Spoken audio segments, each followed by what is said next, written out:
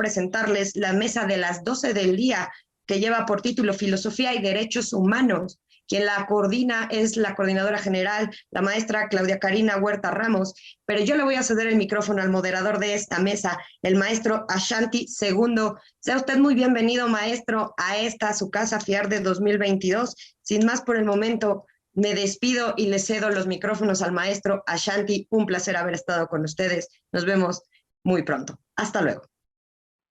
Muchas gracias, Natalia. Un gusto estar aquí, dando continuación a la mesa que nos corresponde. Un saludo a los compañeros, compañeras que están con nosotros, a la maestra Claudia Karina Huerta Ramos, como coordinadora general de esta mesa. Interesante las jornadas que se han llevado a cabo a través del quinto Congreso de Filosofía, Arte y Derecho. Entonces daremos inicio a esta mesa, trataremos la filosofía y derechos humanos a través de 5 excelentes personas, colegas que han trabajado estos tópicos a lo largo de los años durante sus investigaciones. Daremos inicio con la maestra Erika García. Yo les ruego que las preguntas que vayan a hacer las escriban por el chat, yo haré lectura de ellas, y si va en específico para algún ponente, se señala así en el chat, ¿sí? Bueno. La maestra Erika García Landeros es licenciada y maestra en Derecho por la UNAM, es doctoranda de la misma institución, profesora de la materia Epistemología Jurídica en el posgrado de Derecho de la misma universidad y coautora de los libros Epistemología Jurídica y Filosofía del Derecho. Ha presentado sus servicios en la Comisión Nacional de Derechos Humanos y en la Asamblea Legislativa de la Ciudad de México. Es un gusto tenerla aquí, una amiga, una colega, juntos en el doctorado, estamos dando avance a estos espacios.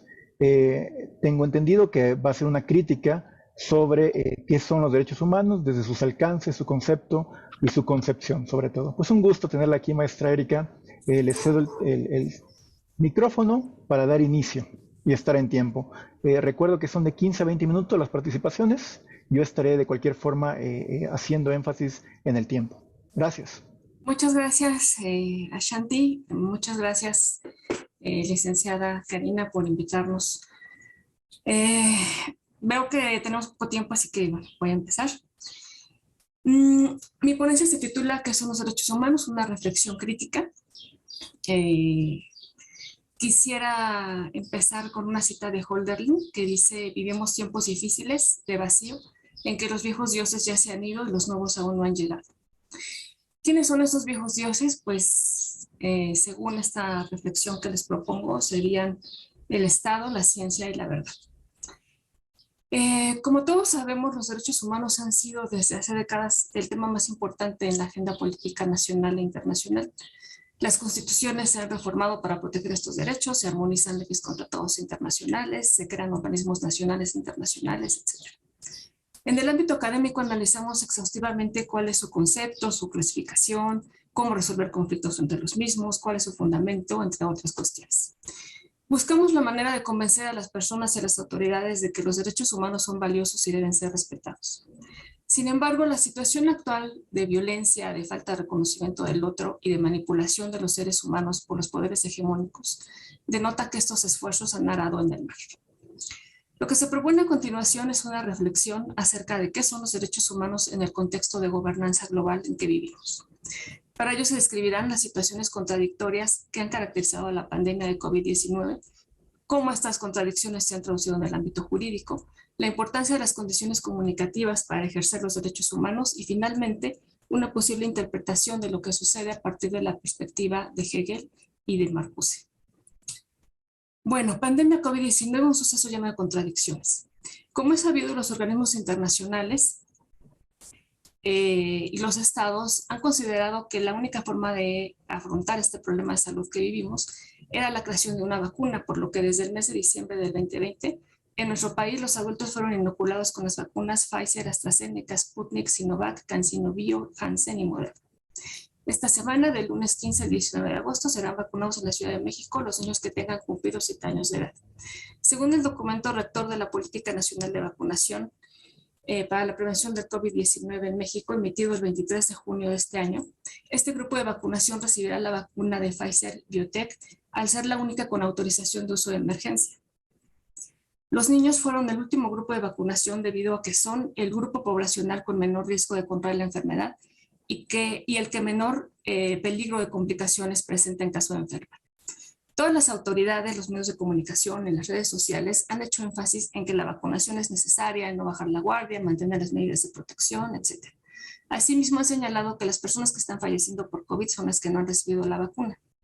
Sin embargo, en el mes de marzo de este año, un diario nacional informó que el Organismo de Seguridad Mundial de Estados Unidos detectó más de 17,000 efectos adversos de la vacuna Pfizer-BioNTech, los cuales se encuentran distribuidos en 9 páginas de los archivos de la Administración de Drogas y Alimentos de Estados Unidos, FDA. La noticia señala que los documentos se pretendían revelar hasta el 2085, sin embargo salieron a la luz como parte de un cronograma de publicación que fue ordenado por un tribunal estadounidense y en el mismo debían incluirse la información sobre seguridad y eficacia de la vacuna, ingredientes activos e inactivos, reacciones adversas, entre las cuales sobresalen miocarditis, síndrome de disfunción multiorgánica, trombosis, taquicardia, infarto cerebral embólico. Aunado a ello, estos documentos revelan la muerte de 1,223 personas y la pérdida de seguimiento de 9,400 vacunados, quienes representan el 23,33% del total de los inoculados. En otros países como Argentina, los medios de comunicación también informaron respecto a la misma vacuna la existencia de un informe, el cual reportó 1,291 efectos adversos, entre los cuales está paro cardíaco, muerte neonatal, muerte fetal, pancreatitis, neumonía, epilepsia del lóbulo frontal, diabetes, autoinmunidad testicular, daño hepático, psicosis epiléptica, enfermedad pulmonar, intersticial, etc. Respecto a los efectos adversos de la vacuna en niños y adolescentes, en el mes de septiembre del año pasado, diversos medios informaron que el riesgo de inflamación del músculo cardíaco, es decir, de miocarditis, después de la vacunación con Pfizer-BioNTech, es más de 6 veces mayor para los niños que los riesgos de enfermar gravemente por COVID-19. 2 meses después, en el mes de noviembre del año pasado, se informaba que Pfizer había admitido que el riesgo de miocarditis requiere un estudio de 5 años, pero que a pesar de ello la FDA había emitido en el mes de octubre una autorización para el uso de emergencia de la vacuna para niños entre 5 y 11 años. No se entiende cuál es la emergencia si no son un sector de riesgo, ¿no? Asimismo, la farmacéutica admitía que el tamaño de la muestra de voluntarios de ensayos clínicos había sido demasiado pequeña, señalando que se evaluarían las secuelas a largo plazo de la miocarditis. Aunado a ello, alrededor del mundo, varios deportistas inoculados con este vial, como Francesca Marcón, jugadora del Boli Bergamo, quien en su cuenta de Instagram informó sufrir de pericarditis post-vacuna, o el futbolista Pedro Obiang, que le fue diagnosticada una miocarditis como consecuencia de la aplicación de la vacuna contra el COVID. Diversos medios de comunicación han informado la muerte de gran cantidad de personas jóvenes por ataques cardíacos sin realizar ninguna asociación a la vacuna contra el COVID-19. Llama la atención que, según información del INEGI, las defunciones generales en el país fueron, en el año 2020, de 1,086,743, lo cual pues, se explica por la presencia de la pandemia. Pero en el año 2021, el número de defunciones fue de 1,117,167 personas, es decir, murieron 30,000 personas más cuando ya se había tenido una jornada de vacunación de 1 año. Las principales causas de muerte en el 2021 fueron enfermedades del corazón, el COVID-19 y diabetes. Ahora bien, los medios de comunicación han informado que la protección de las vacunas de AstraZeneca y Pfizer disminuye a los 6 meses. La vacuna AstraZeneca ofrece un 77% de protección un mes después de la segunda dosis y la de Pfizer una protección inicial de 88%. Pero bueno, algunos medios de comunicación informan que después de 6 meses de Pfizer ya no se detecta ninguna protección. Si bien respecto a la vacunación de los adultos ha sido difícil tomar una decisión informada, porque la información, si es que la hay, no ha sido oportuna, por ejemplo, la noticia sobre los efectos adversos se da a conocer apenas en marzo de este año, cuando la vacunación empezó desde diciembre del 2020. En cuanto a la vacunación infantil, pues parece que hay aspectos adversos mayores, ¿no?, que los positivos. Por un lado, las farmacéuticas y los gobiernos ya saben que puede ocasionar miocarditis y se desconocen los efectos a largo plazo de la inflamación del músculo cardíaco. Y por otro lado, no son un sector en el que la enfermedad tenga complicaciones graves. Todos estos datos pueden consultarse en el buscador Google, el cual es el más utilizado en el mundo, a pesar de que presenta información parcial y tendenciosa respecto a diversos temas. Entre ellos, la pandemia, pues solo ofrece información que sostiene la versión oficial acerca del surgimiento de la misma, de la necesidad de las medidas impuestas y de la vacunación como única solución al problema sanitario. Este buscador no admite ningún contenido que cuestione lo señalado por la OMS ni por los diferentes gobiernos sobre el tema, y si lo publica, inmediatamente lo ridiculiza, lo desacredita, tal como ocurrió en marzo del 2020 cuando Luc Montagnier sugirió que el virus era fabricado y había sido producido por un laboratorio chino. En contraste, en la aplicación de mensajería instantánea Telegram, por ejemplo, pueden consultarse otros sitios web como La Quinta Columna, en el cual se puede encontrar información sobre efectos adversos de la vacuna, los que estaban disponibles mucho tiempo antes de marzo. En este sitio se contienen testimonios de personas que dicen haber sido afectadas por la inoculación, presentando en su mayoría desórdenes neurológicos. En relación con ello, hay videos donde se ve a personas con síntomas muy graves, pues no pueden controlar su cuerpo ya que presentan fuertes e imparables temblores.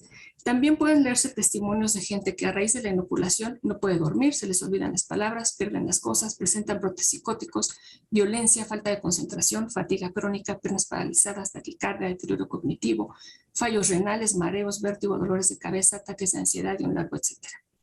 Por si fuera poco este panorama de confusiones y sin sentidos, en octubre del 2020, Christian Drosten, virólogo alemán que desarrolló el Corona-Test PCR y quien influyera de forma importante en las decisiones como el uso de mascarilla, suspensión de clases y cierre de industrias, fue acusado ante la justicia alemana de falsificar el protocolo de los test. Esto es sumamente importante porque los resultados de dicho test llevaron a los gobiernos a imponer el distanciamiento físico, el uso de mascarillas y el confinamiento.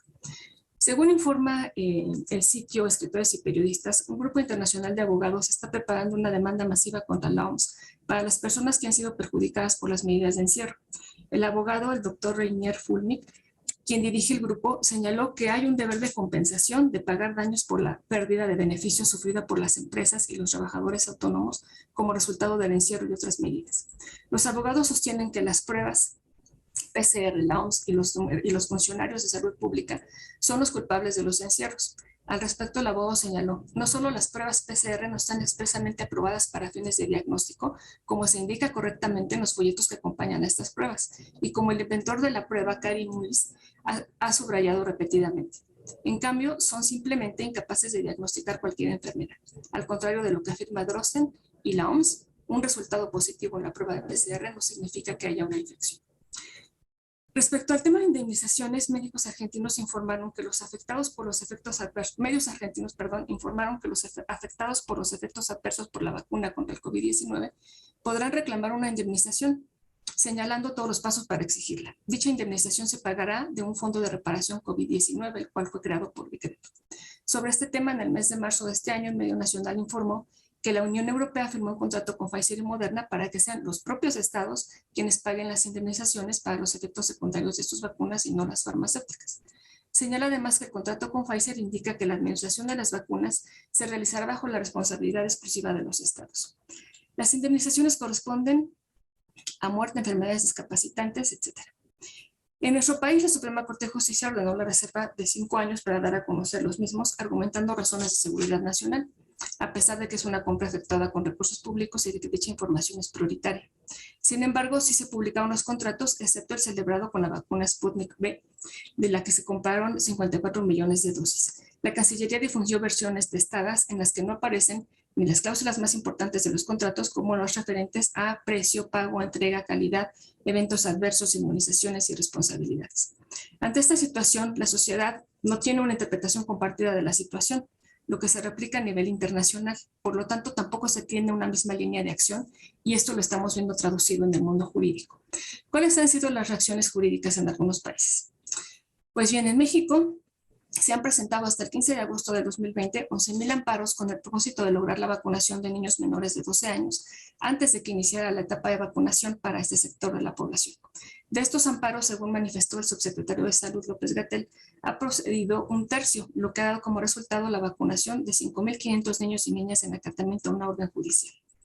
En contraste, el 7 de julio del presente año, el juez Alejandro Recarey Mastrangelo dictó la sentencia número 41/2022 recaído al amparo promovido por el señor Maximiliano Dentone Méndez, quien en defensa de sus intereses, así como en defensa de los intereses difusos de los menores de edad del Uruguay, solicitó la suspensión de las vacunaciones contra el COVID-19 a menores de 13 años por considerar dichos actos médicos en infracción ilegal y constitucional y potencialmente riesgoso para la población infantil. A continuación se rescatan algunos de los argumentos más importantes de la sentencia. Respecto a la legitimación activa y promovente, el juez señaló, tanto por sí mismo como sujeto de derecho plenamente considerado, como en su función de defensor de intereses difusos de los menores, tiene plena legitimación activa. Ello por la doble faz del derecho involucrado. Por un lado, la estrictamente sanitaria, la que corresponde en sí a cada menor inoculado, pero solo en principio, no exclusiva y excluyente a ellos. La comparten con el ciudadano ya mayor, que también tiene un derecho a gozar de la salud de los menores, que estén o puedan estar bajo su responsabilidad y protección. Véase, constitucionalmente, la familia es la base de la sociedad, artículo 40 de la Constitución vigente uruguaya, a tal punto que la Carta Magna determina el cuidado y educación de los hijos para que estos alcancen su plena capacidad corporal, intelectual y social, es un deber y un derecho de los padres.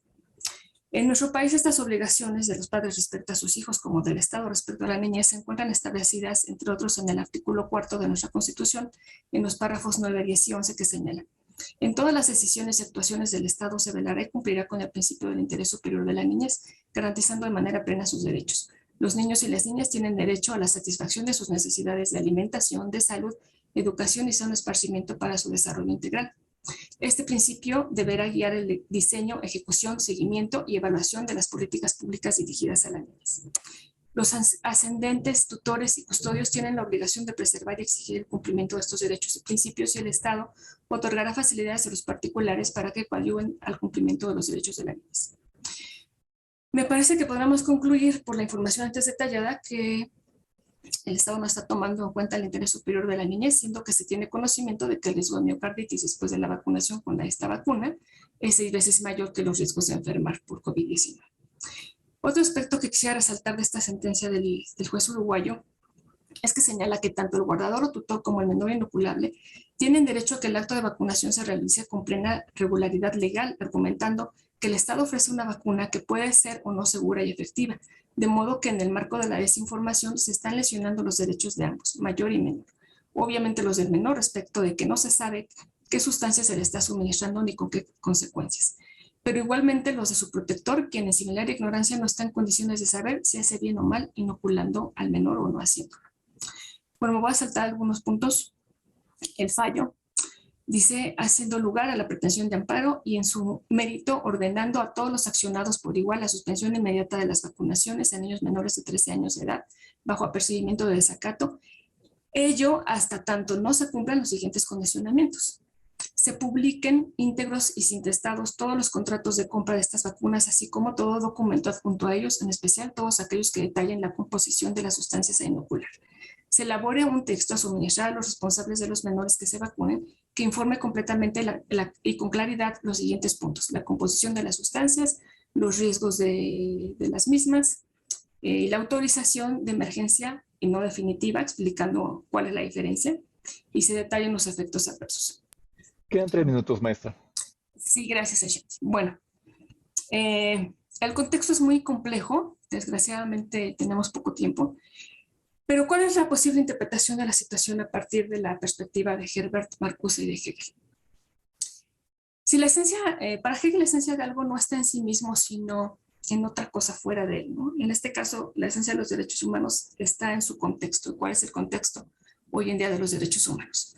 Dice Marcuse que no es solo totalitaria una coordinación política terrorista de la sociedad, sino también una coordinación técnico-económica no terrorista que opera a través de la manipulación de las necesidades por intereses creados, impidiendo por lo tanto el surgimiento de una oposición efectiva contra el todo. No solo una forma específica de gobierno hace posible el totalitarismo, sino también un sistema específico de producción y distribución que puede muy bien ser compatible con un pluralismo de partidos y de medios de comunicación. Según el filósofo alemán, una señal de progreso técnico es la ausencia de libertad, pero es una ausencia cómoda, suave, razonable y democrática. No somos libres, por ejemplo, no podemos tomar decisiones informadas, como en el caso de las vacunas, pero ese es solo un ejemplo. O sea, no somos autónomos, pero tenemos un celular que es básicamente una computadora portátil, tenemos internet, podemos relacionarnos con nuestras amistades mediante las redes sociales, podemos trabajar desde nuestra casa, lo cual suena muy cómodo y en una ciudad tan caótica está razonable. Vemos la película que queramos en el momento que queramos, podemos construir la personalidad que elijamos en nuestras redes sociales y relacionarnos con quien sea. Para Marcuse, los derechos y libertades que en los orígenes de la sociedad industrial fueron factores esenciales, se debilitaron posteriormente, perdieron su racionalidad y contenido porque las libertades, por ejemplo, la libertad de pensamiento y de expresión eran críticas, pero después se convirtieron en el medio necesario para que el poder económico realizara sus fines y por lo tanto la realización anula las premisas. En nuestra sociedad, los medios de comunicación, Google, Facebook, Twitter, los noticieros, etcétera, no tienen obstáculos para imponer los intereses de algunos como si fueran los de todos y además hacer aparecer estos intereses como razonables y responsables. Las necesidades e intereses de otros pasan a ser necesidades y aspiraciones de cada uno de nosotros. Creemos que su satisfacción nos lleva a realizar el bien general. Los avances tecnológicos nos dieron comodidades que hoy en día se traducen como necesidades no solo creadas, no solo impuestas, sino represivas. Represivas porque no podemos dejar de satisfacerlas, porque todos los ámbitos de la vida se realizan cada vez más por medio de estos medios. Es importante, es mediante las necesidades que nos han creado los poderes hegemónicos políticos y económicos que las transnacionales tecnológicas y alimentarias nos imponen sus ideologías, sus exigencias económicas, políticas, culturales e incluso sanitarias. Sin embargo, las necesidades verdaderas, las necesidades de tener una alimentación, una vivienda, una educación, una salud digna, no podemos satisfacerlas. Marcuse entonces propone sustituir las necesidades falsas por las verdaderas y abandonar la satisfacción represiva. Este adoctrinamiento nos lleva a creer que cuando pensamos, realmente pensamos, a creer que somos nosotros quienes decidimos, pero es a través de la satisfacción de las necesidades impuestas que estamos siendo pensados, alienados, reprimidos, pues estos satisfactores tienen una función determinada por los poderes externos respecto de los cuales no tenemos ningún control. Señala Marcuse, no importa hasta qué punto las necesidades y los satisfactores se hayan convertido en algo propio del individuo, reproducidas y fortificadas por las condiciones de su existencia. No importa que se identifiquen con ellas y se encuentren a sí mismos en su satisfacción. Siguen siendo lo que fueron desde el principio, productos de una sociedad cuyos intereses dominantes requieren la represión. El predominio de las necesidades represivas es un hecho cumplido por ignorancia y por derrotismo, pero es un hecho que debe ser eliminado tanto en interés del individuo feliz como de todos aquellos cuya miseria es el precio de su satisfacción. Porque para que nosotros tengamos un celular, una tableta, una computadora, seres humanos fueron explotados en minas y en fábricas, incluso niños. Es decir, para Marcuse, las necesidades impuestas, las necesidades que doblan nuestras capacidades y que ocasionan el sufrimiento de otros no deben ser satisfechas. Pero tal vez Marcuse esté dirigiéndose a hombres y mujeres que no somos nosotros, porque estoy casi segura de que aún viendo a un niño sufriendo por la explotación de que es objeto para que tengamos celulares, no los tiraríamos en el primer bote de basura que nos encontráramos. Pero claro, que el niño no está siendo explotado o explotada para que nosotros tengamos celulares, para que estemos comunicados, para que escuchemos nuestra música favorita o para hacernos la vida más fácil. Está siendo explotado no en beneficio de nosotros, sino en beneficio de las grandes corporaciones internacionales que se lavan las manos diciendo que no son sus empleados. Está siendo explotado porque estos productos son utilizados para difundir un único mensaje, el que venga bien a los intereses económicos. Pero además, como es de conocimiento público, resulta que los celulares, las computadoras, las televisiones, incluso las aspiradoras, tienen más cámaras y micrófonos que los que nosotros sabemos que utilizamos. Bueno, por respeto a los demás ponentes, voy a concluir. Si a alguien le interesa la ponencia, pues se la podemos compartir. Únicamente quisiera terminar con una idea de Bruno Bauer que dice acerca de los derechos humanos: no se trata de una idea innata al hombre, al contrario, solo se conquista en lucha con las condiciones históricas en que el hombre ha venido siendo educado. Por eso, los derechos humanos no son un don de la naturaleza o dote de la historia, sino el precio de la lucha contra la casualidad de nacimiento y contra los privilegios que la historia ha ido pasando hasta ahora de generación en generación. Son resultado de la cultura y solo aquel que se los ha ganado y merecido puede poseerlos. Bueno, pues ojalá seamos capaces algún día de ganar nuestra libertad. Les agradezco su atención. Muchas gracias. Es interesante analizar el contexto en que se desarrollan los derechos humanos y a partir de esos contextos establecer paradigmas de reflexión crítica sobre lo que está pasando. Por ejemplo, el caso de la miocarditis como consecuencia de la aplicación de vacunas en niños, niñas y adolescentes de la vacuna Pfizer, pues ha generado toda una disputa legal, una batalla legal, que es un tópico a analizar desde la sustancia de los derechos humanos como carácter filosófico. Bien. Daremos continuación al maestro Félix David García Carrasco. Él es licenciado en maestro en Derecho por la Universidad Nacional Autónoma de México. Actualmente es alumno del doctorado de la misma institución. Es autor del libro Problemas y contradicciones de la democracia moderna. Colabora en el área de Sociología del Derecho del Instituto de Investigaciones Jurídicas de la UNAM y se ha desempeñado en diversos puestos de la administración pública y como consultor jurídico independiente. Abarca las líneas de investigación, sociología del derecho, el control de la función pública, combate a la corrupción, licitaciones y los órganos constitucionales autónomos. Es un gusto tenerte aquí, maestro, compartir estos espacios nuevamente. Entiendo que tu ponencia será respecto al hombre rebelde de Albert Camus,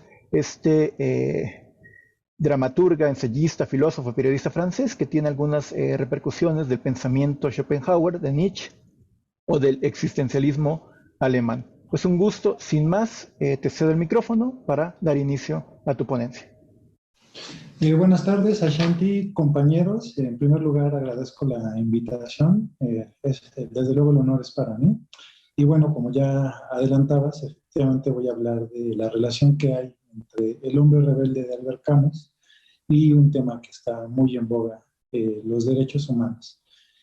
Comenzamos por qué haber elegido un texto que en apariencia es algo ajeno a la literatura que actualmente se especializa en temas de derechos humanos, como por ejemplo puede ser Habermas. Bueno, pues en primer lugar porque Camus comparte con nosotros y con el ámbito de los derechos humanos una relación inmediata. Primero perteneció a esa generación que tuvo la tragedia de vivir la Primera y la Segunda Guerra Mundial en carne propia. En segundo lugar, a diferencia de lo que podría ser el mencionado Habermas o un Michel Foucault, Albert Camus compartió una situación de pobreza y desarrolló la primera mitad de su vida en un entorno que hoy llamaríamos tercermundista, hijo de inmigrantes franceses afincados en Argelia, y era una persona, era doblemente marginado primero por su situación de pobreza, en segundo lugar por pertenecer a una minoría blanca, un país mayoritariamente árabe, y en tercer lugar por las propias situaciones que implicaba asimismo quedó huérfano muy joven. De su padre solamente recuerda una anécdota que fue a presenciar la ejecución de un delincuente, es decir, la aplicación de la pena capital, y recordaba a su madre que había vuelto y había regresado a la casa tan traumatizado que no dejaba de volver el estómago. Esa fue la imagen al final que él tuvo de su padre, que lo marcó y que de alguna forma lo vincula con lo que hoy les voy a presentar. Entonces tenemos un hombre que vive el horror de la negación absoluta de los derechos humanos. Tenemos un hombre que en carne propia ha vivido no solo la negación por la violencia, sino la negación económica de la que hemos estado hablando. Y también tenemos a una persona que escribe, que tiene delante de sí dos sistemas políticos absolutos o de carácter absolutista, como es el estalinismo de la Unión Soviética, y así como el fascismo italiano y el nazismo en Alemania. Frente a esto comienza, bueno, previamente es importante remarcar que Albert Camus, como persona oriunda de la costa africana, de la costa norte de África, siempre se ostentó como alguien que tenía una sensibilidad latina, alguien que reivindicó de manera permanente su pertenencia al ámbito latino heredero del Imperio Romano, de la cultura grecolatina, y le dio mucho. Es perceptible principalmente no solo en su pensamiento filosófico, sino en el gusto por la claridad, en la elegancia con la que expresa su pensamiento, en las reminiscencias hacia la cultura clásica, en el sentido en la búsqueda de la mesura y el intento de formar una filosofía que no fuera absoluta como la que predominaba en ese momento, la que predominaba anteriormente. Previo al hombre rebelde, Albert Camus se hizo famoso por la publicación de una novela, El extranjero, y El mito de Sísifo, textos en los que aborda el problema de la absurdidad de la existencia desde una perspectiva artística y muy emparentada con el pensamiento de Franz Kafka. Contrario, bueno, a lo que generalmente se asume respecto a él, su pensamiento, él y representantes del existencialismo siempre lo desmarcaron de esta calificación. Él particularmente nunca se sintió existencialista, en alguna forma se consideraba un crítico del existencialismo.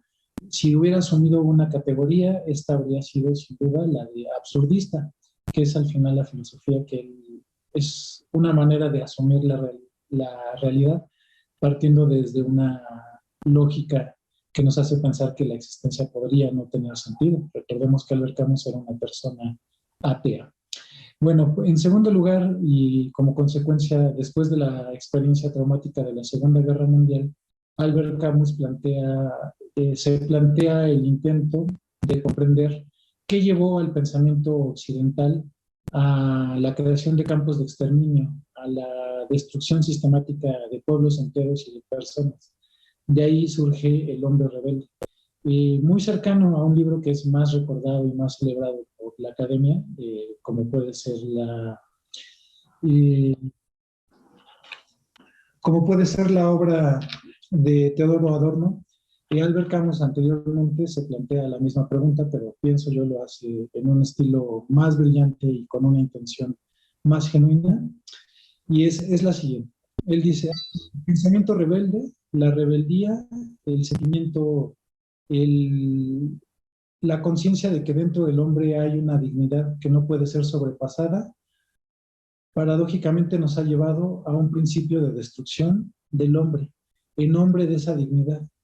Esto, por sorprendente que parezca, tiene solamente una connotación, es parte de un juego que podríamos calificar de dialéctico, en el que se afirma un principio y después se afirma una negación, y se mantiene a lo largo de la historia de Occidente, porque como bien nos menciona Albert Camus, el pensamiento rebelde es patrimonio de la cultura occidental en la medida en que por mucho tiempo, digamos desde la antigüedad clásica o de su antigüedad clásica, se afirmaba una diferencia, tal vez en el terreno económico, pero no así en el terreno teórico. Es decir, que entre el aristócrata ateniense y el campesino ateniense que participaba de la democracia, existía, al menos en teoría, aunque no fuera en las condiciones materiales, una libertad. Entre el señor feudal y el vasallo que le servía, en teoría y por el contexto de cristianismo, había una libertad. Entonces, lo que Camus nos dice que Europa fue el semillero del pensamiento rebelde, justamente porque su sociedad, a diferencia, por ejemplo, de la hindú o de la azteca, tenían una igualdad teórica que permitía que se desarrollara el sentimiento de inconformidad al momento en el que al que no se veía respetado. Camus, cercano al arte y a la literatura como era, decide iniciar su análisis de la rebeldía, tomando como ejemplos de la literatura y de la filosofía, más que de la política como tal. En un primer momento nos habla, bueno, definamos una cosa y qué es la rebelión, qué es el hombre rebelde. El hombre rebelde es alguien que dentro de sí percibe un valor, es consciente de manera intuitiva, si se quiere, algo semejante a lo que es Egipto cartesiano. Es una primera certeza de que por ser hombre, valor. Y en segundo lugar, ese valor se pone de manifiesto cuando un agente externo, que puede ser un sistema político o una persona, intenta pasar por encima de él. En ese punto nace la rebeldía, cuando el rebelde se niega a permitir que alguien pase por encima de esa dignidad.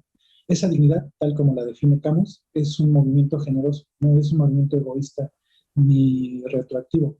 ¿Por qué dice Camus que es un movimiento generoso? Porque inmediatamente reconoce un valor y también reconoce una situación de igualdad. En ese movimiento de reconocimiento y de igualdad, reconoce que hay otros como él oprimidos, reconoce que quien intenta negarle el valor no es distinto de ellos mismos, y finalmente intenta emanciparse, pero al emanciparse él, procura que se emancipen todos los que comparten su condición. Entonces, por lo tanto, una pasión completamente humana. Me gusta este planteamiento porque, a diferencia de lo que sucede hoy en día, que se trata mucho el tema de los derechos humanos como si se tratara de algo silogístico y académico que carece completamente de una motivación interior, Camus comienza por decir que es el hombre, es la dignidad del hombre y un sentimiento de frustración lo que lo saca, ¿no? O sea, es tal vez algo visceral. Es trascendente para la filosofía, por ejemplo, lo que intenta plantear Camus, porque dice que en este movimiento de rebeldía pasa algo semejante a lo del cogito cartesiano. Lejos de sumirte la rebeldía o la certeza de tu existencia, en el caso de Descartes, de tu única existencia, por el contrario, no te permite que caigas en el solipsismo, sino que hace que te reconozcas y que fundes una comunidad con otras individualidades o con otras conciencias. Entonces, en primer término, ya sabemos, podemos entender lo que es un hombre rebelde. El pensamiento rebelde entonces afirma en un primer lugar en una cuestión que podríamos llamar metafísica. ¿Por qué dice metafísica? Porque es el pensamiento del hombre. Es el pensamiento, es la crítica y el desafío hacia una aparente convención social que nos hace creer que hay un estado natural que presupone nuestro sometimiento y nuestra subordinación. ¿A qué se refiere Camus con eso? Desde luego está pensando en la religión, está pensando en la ideología política que le vende a las personas la idea de que su situación de precariedad, que su situación de sometimiento es parte de un orden natural. Como les digo, el rebelde se alza contra esta situación y decide no hacerlo. El primer ejemplo que toma es el de la figura de Prometeo. Prometeo, y sobre todo retoma la figura no propiamente mitológica, sino la que desarrolla el autor de tragedias Esquilo, en la medida en la que lo presenta como si fuera un héroe, ¿no? Un héroe magnífico, que cuando está delante de la cadena que lo va a tener por toda la eternidad y en la que aparte será devorado su hígado por un buitre, Prometeo dice, no hay algo, no me va a pasar nada que yo no haya previsto. Dice, soy enemigo de Zeus por haber amado demasiado a la humanidad. Esto es pues, al principio un desafío enorme, ¿no? O sea, pero no a la existencia como tal, sino a alguien, ¿no? En este caso Zeus, que se percibe como uno más de los dioses, ¿no? Porque recordemos que a diferencia de lo que pasa en el monoteísmo, en el politeísmo, hay grados entre los dioses. Entonces aquí se afirma en un principio una idea de libertad, un deseo, una superación a través del menosprecio y al mismo tiempo una suerte de martirio, ¿no? Enemigo de Dios, enemigo de Zeus, por haber amado demasiado a los hombres. Esta postura, según Camus, preconfigura lo que posteriormente en el arte va a ser la rebeldía. Después recapitula la obra de un filósofo que todo el mundo conoce, que es Epicuro, y de su alumno, el poeta Caro Lucrecio, que escribe en latín y retoma toda la obra de Lucrecio, que recordemos que era un atomismo, pero la brillantez de Lucrecio está en que le da un tono, si bien Epicuro le había dado a su filosofía un carácter parecido al del budismo, que la idea de quietud e imperturbabilidad eran la meta a seguir. Por el contrario, Lucrecio le da una dimensión rebelde y desafiante.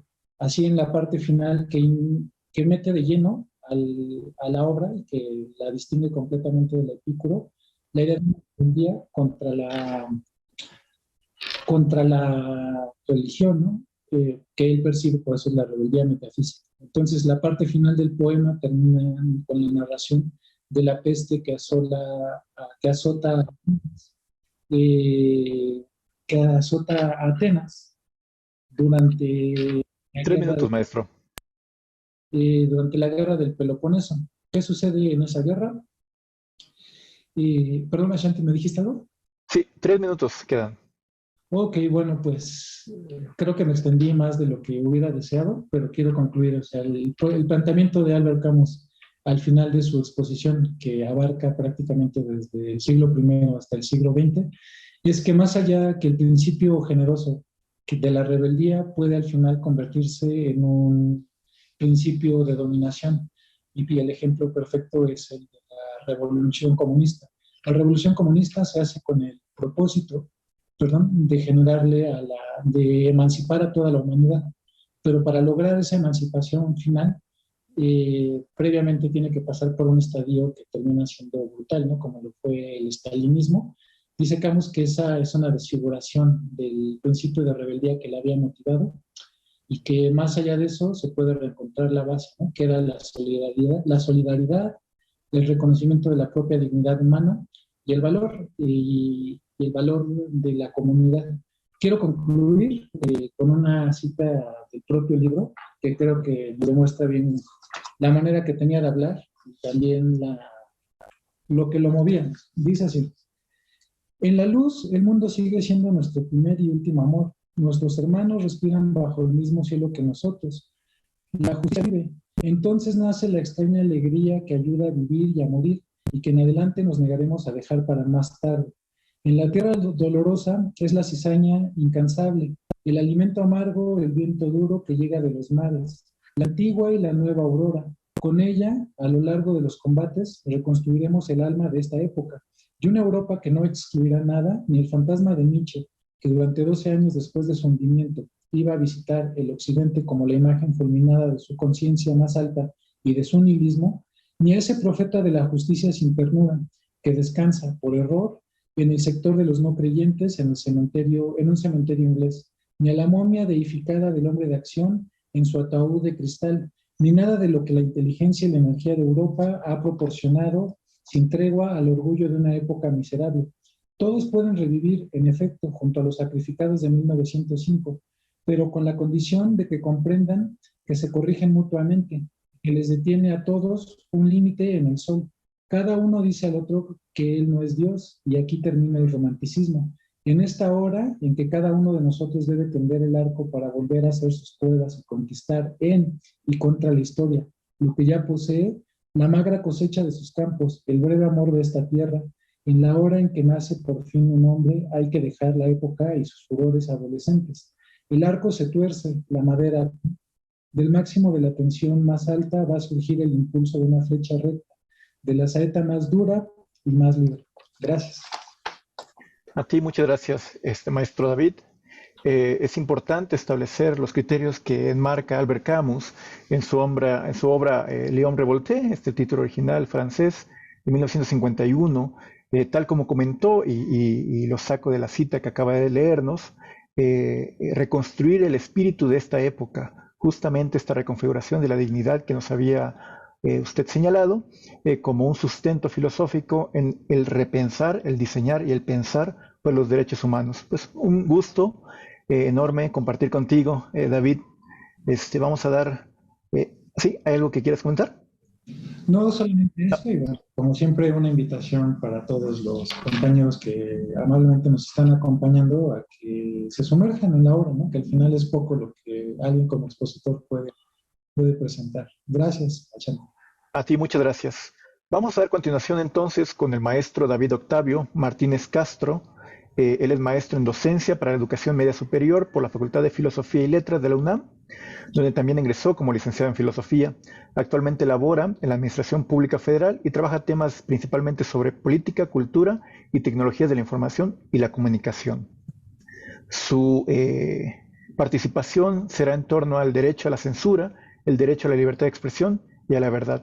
Es un gusto enorme compartir también este espacio contigo, Octavio. ¿Cómo estás? ¿Cómo has estado? Vamos a te cedo el micrófono para dar inicios. Gracias. Bueno, la ponencia se titula Verdad y censura sobre la libertad de expresión y el derecho a censurar. Quiero agradecer a la maestra Karina, a quien admiro y respeto, ya que es una digna representante del significado de este congreso por su formación y sus actividades. Por esta invitación, también al maestro Ashanti y al UNAM por hacer posible posible espacio para el diálogo, y a todo el auditorio que nos acompaña. Buenas tardes, compañeros ponentes. La presente participación está motivada por una serie de dudas, que si bien cada una de ellas conlleva un análisis mucho más profundo, las enuncio de manera provocadora para posibilitar su continuidad, y anticipo que no daré una respuesta, o por lo menos no en el sentido tradicional de solución explícita. ¿Hay un derecho a la censura? ¿Quién o quiénes están facultados para censurar? ¿Cuándo es válida la censura? ¿Existe una oposición entre la libertad de expresión y la censura? ¿Y existe una contradicción entre la verdad y la censura? Bueno, no obstante, para abordar esas cuestiones, la pregunta que antecede este debate es por la verdad, ya que representa varios problemas y diversas interpretaciones. Existen varias teorías de la verdad que se inscriben en diferentes tradiciones filosóficas, que grosso modo podrían arrastrarse hasta la discusión entre las doctrinas de Parménides y Heráclito, entre lo uno y lo múltiple. Sin embargo, no pretendo detenerme en este análisis, sino más bien únicamente retomar la verdad como aletheia, es decir, como un desocultamiento o un desvelamiento y su contraparte, por lo menos en el sentido común de la palabra, que la palabra nos indica, la censura, a través de su etimología. Ahora bien, comencemos por la palabra censurar, que significa juzgar el valor de algo, suprimir algo que es juzgado como cero. Viene de censura, que es un dictamen, y de latín censura, compuesta por el sufijo ura, que es resultado, sobre la raíz del verbo censere, que se traduce como juzgar o evaluar. En otra explicación, la palabra censura quiere decir la revisión previa de cualquier cosa, escrito, manifestación pública, etc., con vistas a corregirla y eliminar partes o incluso su totalidad por considerarlas erróneas, falaces o perjudiciales en general para la sociedad o para los receptores. Pero en realidad y en la práctica, lo que nos encontramos es que la censura es en la mayoría de los casos un medio de limitación de la libertad de expresión que sistemas totalitarios emplean no para evitar la divulgación de falacias o indecencias dañinas, sino para eliminar de toda manifestación pública cualquier cosa, por mínima que sea, que pueda perjudicar la imagen propia de su poder, que es la principal preocupación de los poderes dictatoriales o los poderes absolutos.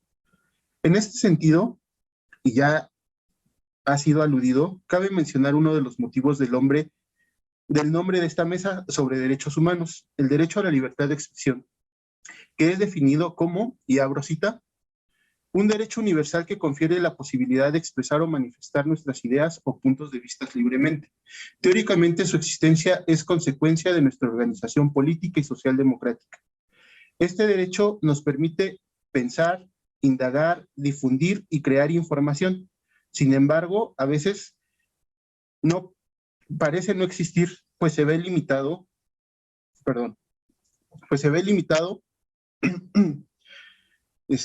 en nuestro país hasta constitucionalmente por el artículo 6.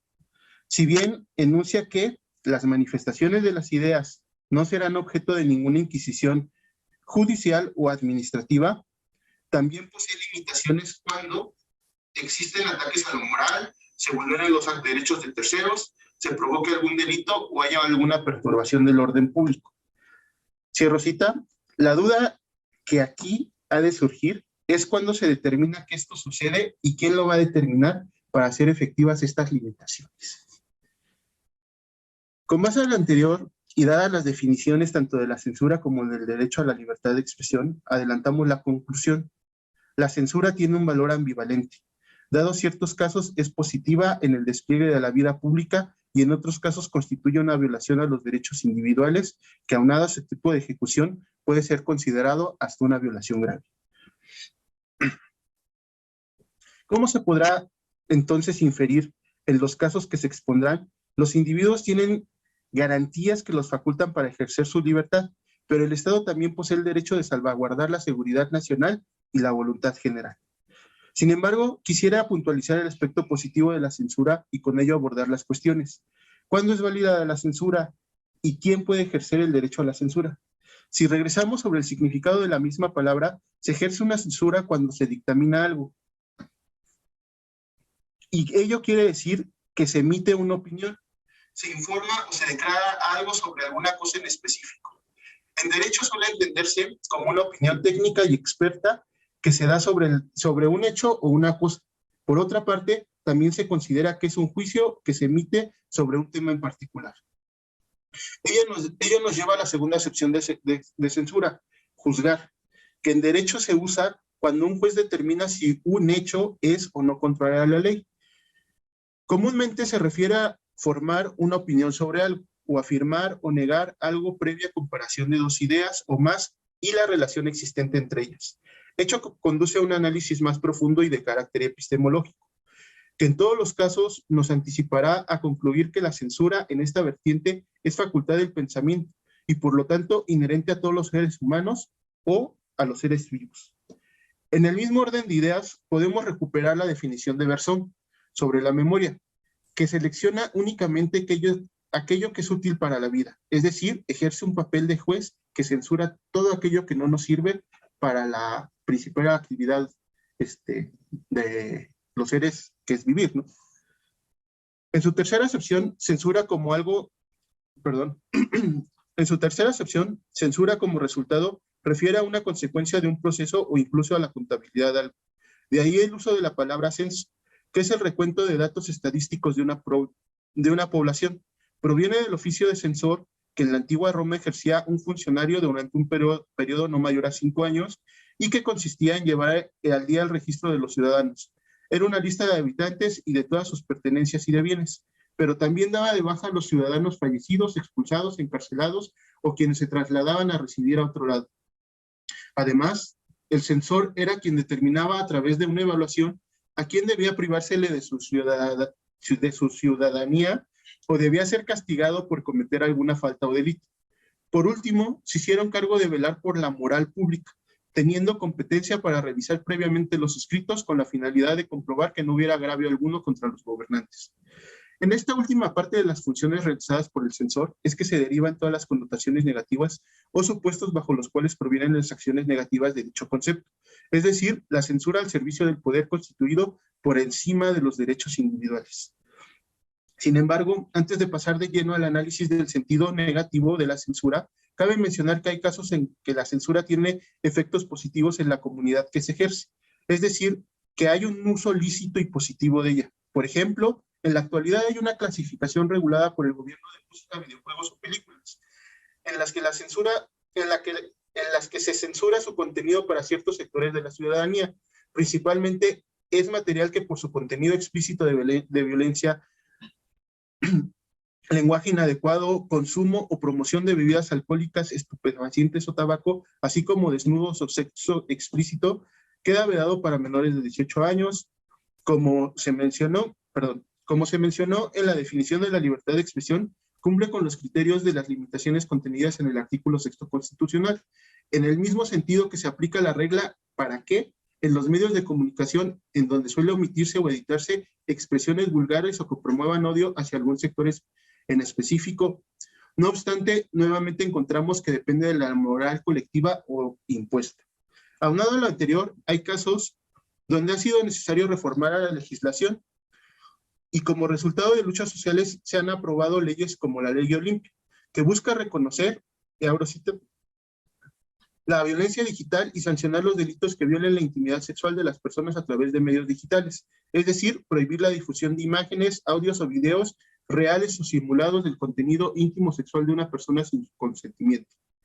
En el análisis de este contexto, el uso de las redes sociales ha transformado las formas de interacción social y sus reglas. Ha quedado sometida a los criterios de aquellos que las administran, al igual que muchos medios de comunicación sometidos al poder económico, en donde se oculta o se sobreexpone algo de acuerdo con los intereses del medio, o de acuerdo con la sensibilidad o la ideología de ciertos grupos en una red social, se convierte en una inquisición moderna de aquel que no se ajusta a la norma impuesta. Es decir, se censura su opinión o se busca castigar. Por lo tanto, el uso legítimo de la censura depende de la aplicación de criterios en donde no se vean vulnerados los derechos de terceros y de igual manera el derecho a la libertad de expresión. Sin embargo, la realidad rebasa esta afirmación, pues dada cierta situación en que algún grupo busque expresar sus ideas o de sus demandas sobre algo en particular, al ejercer su libertad de expresión puede estar violentando los derechos de otros. Por ejemplo, manifestaciones violentas de todo tipo o manifestaciones de daños a obras de arte, como se da actualmente por parte de ambientalistas en Francia, grupos campesinos magisteriales, y el Estado al contener o mitigar estas manifestaciones también incurre en violación a sus derechos, lo cual pone de manifiesto la contradicción y la línea delgada que existe entre un derecho y otro. Ya casi acabo. Actualmente, y dadas las condiciones de nuestra nueva normalidad, todos estamos facultados, o por lo menos creemos estar facultados para censurar al otro. En nuestra manifiesta incapacidad de escuchar a los demás, para arrojarlo a la hoguera del desprecio público, Basta estar en un grupo de una red social cualquiera y emitir una opinión diferente sobre algún tema en específico para sufrir todos los mensajes de odio, desprecio y resentimiento, para ser bloqueado y expulsado de ese grupo, e incluso reportado en la red para perder la cuenta, sin contar las amenazas. En espacios académicos, donde sí se pertenece a un grupo o le caes mal a alguien, puede ser excluido o vetado de participar, ya sea en un congreso, en una actividad, como sucede en muchos casos. Por último, y para causar un poco más de escozor, hago mención solo de algunos de los casos emblemáticos contemporáneos del ejército de la censura. El caso de Donald Trump durante su entrevista en CNN, el caso de el noticiero RT Noticias y Sputnik, cuando comenzó la guerra entre Rusia y Ucrania, y pues las diferentes noticias sobre el exterminio del pueblo palestino y los crímenes de lesa humanidad perpetrados por el Estado de Israel, el índice de periodistas asesinados y desaparecidos en nuestro país. Muchas gracias. Muchas gracias también a ti, Octavio. La censura como carga ideológica en el sustento de los derechos humanos, pues es un factor importantísimo. Puede ser utilizado para la protección, como lo mencionaste, en torno a la privación de actos personales, como lo señalaste en la ley Olimpia, pero también puede ser como una carga ideológica para suprimir, para segregar, para discriminar inclusive ciertos sectores de la población. Nos quedan 5 minutos todavía. No sé si quieras terminar con algún tipo de reflexión respecto a el derecho a la censura, el derecho a la libertad de expresión, que como lo mencionaste al principio, ¿no? Parece que son contrapuestos de alguna forma. Sí. Sí, mira, pues yo lo que encontraba, precisamente lo que quería dar a como manifestar o hacer visible dentro de la ponencia era este valor ambivalente, ¿no? Que generalmente tendemos a percibir que la censura es algo negativo en todos sus sentidos y lo vamos como interiorizando, ¿no? En estas sociedades democráticas, con estos órdenes libertarios, incluso en nuestra educación de cierta forma progresista, pero que ya en el fondo del análisis o cuando lo vemos en cuestiones particulares o que dañan o que atentan en contra de nuestra ideología, pues hacemos uso de la misma censura, ¿no? Incluso, pues, sin entrar así como en mucha polémica, porque cualquier cosa que se dice puede ser usada en tu contra, pues las plenas manifestaciones de los grupos feministas, ¿no? Que hacen uso de la violencia, pero pues no, o sea, entiendo cuál es el derecho de la libertad de expresión de estos grupos o de los grupos ambientalistas o de cualquier grupo, ¿no? O sea, no solamente de estos que son como los más cercanos a nuestra realidad. Claro, por supuesto. Pues es grato compartir estos espacios nuevamente contigo. Agradecemos algunos comentarios a tu exposición que vamos a retomar al final de la participación de los demás ponentes. Vamos a dar continuación a la maestra Claudia Karina Huerta Ramos. Es licenciada en Filosofía y maestra en Docencia para la Educación Media Superior, con mención honorífica por la Universidad Nacional Autónoma de México. Actualmente estudia el doctorado en Filosofía del Derecho en dicha institución. Fue candidata a la Medalla del Mérito Universitario Alfonso Caso, ha sido docente en diferentes niveles educativos y fue asesora parlamentaria en el Senado de la República en la 64ª y 65ª legislaturas en temas de Parlamento abierto, anticorrupción, transparencia y participación ciudadana. Pues un gusto también nuevamente, es la coordinadora general de dicha mesa, de la presente mesa. Pues estará trabajando tópicos respecto a la verdad jurídica y el derecho a la verdad, que en teoría del derecho pareciese que son sinónimos, pareciese que hay una semejanza muy, muy tenue entre dichos conceptos. Pues adelante, te cedo el micrófono, Karina. Buenas tardes, saludo con gusto a todas las personas que se unieron a esta mesa a través de la plataforma Zoom, así como a quienes nos siguen por las redes del Instituto de Investigaciones Jurídicas y el Facebook de FIARDE. Agradezco también a mis compañeros ponentes, quienes amablemente accedieron a participar en esta mesa, a mi compañero Ashanti por su moderación y agradecer no solo su participación en la mesa, sino también su amistad, porque con todos cuento con su amistad y eso también me hace muy feliz. En la presente intervención se busca hablar desde 3 dimensiones sobre el concepto de la verdad. La primera desde el plano filosófico, la segunda como una noción jurídica y finalmente como un derecho humano.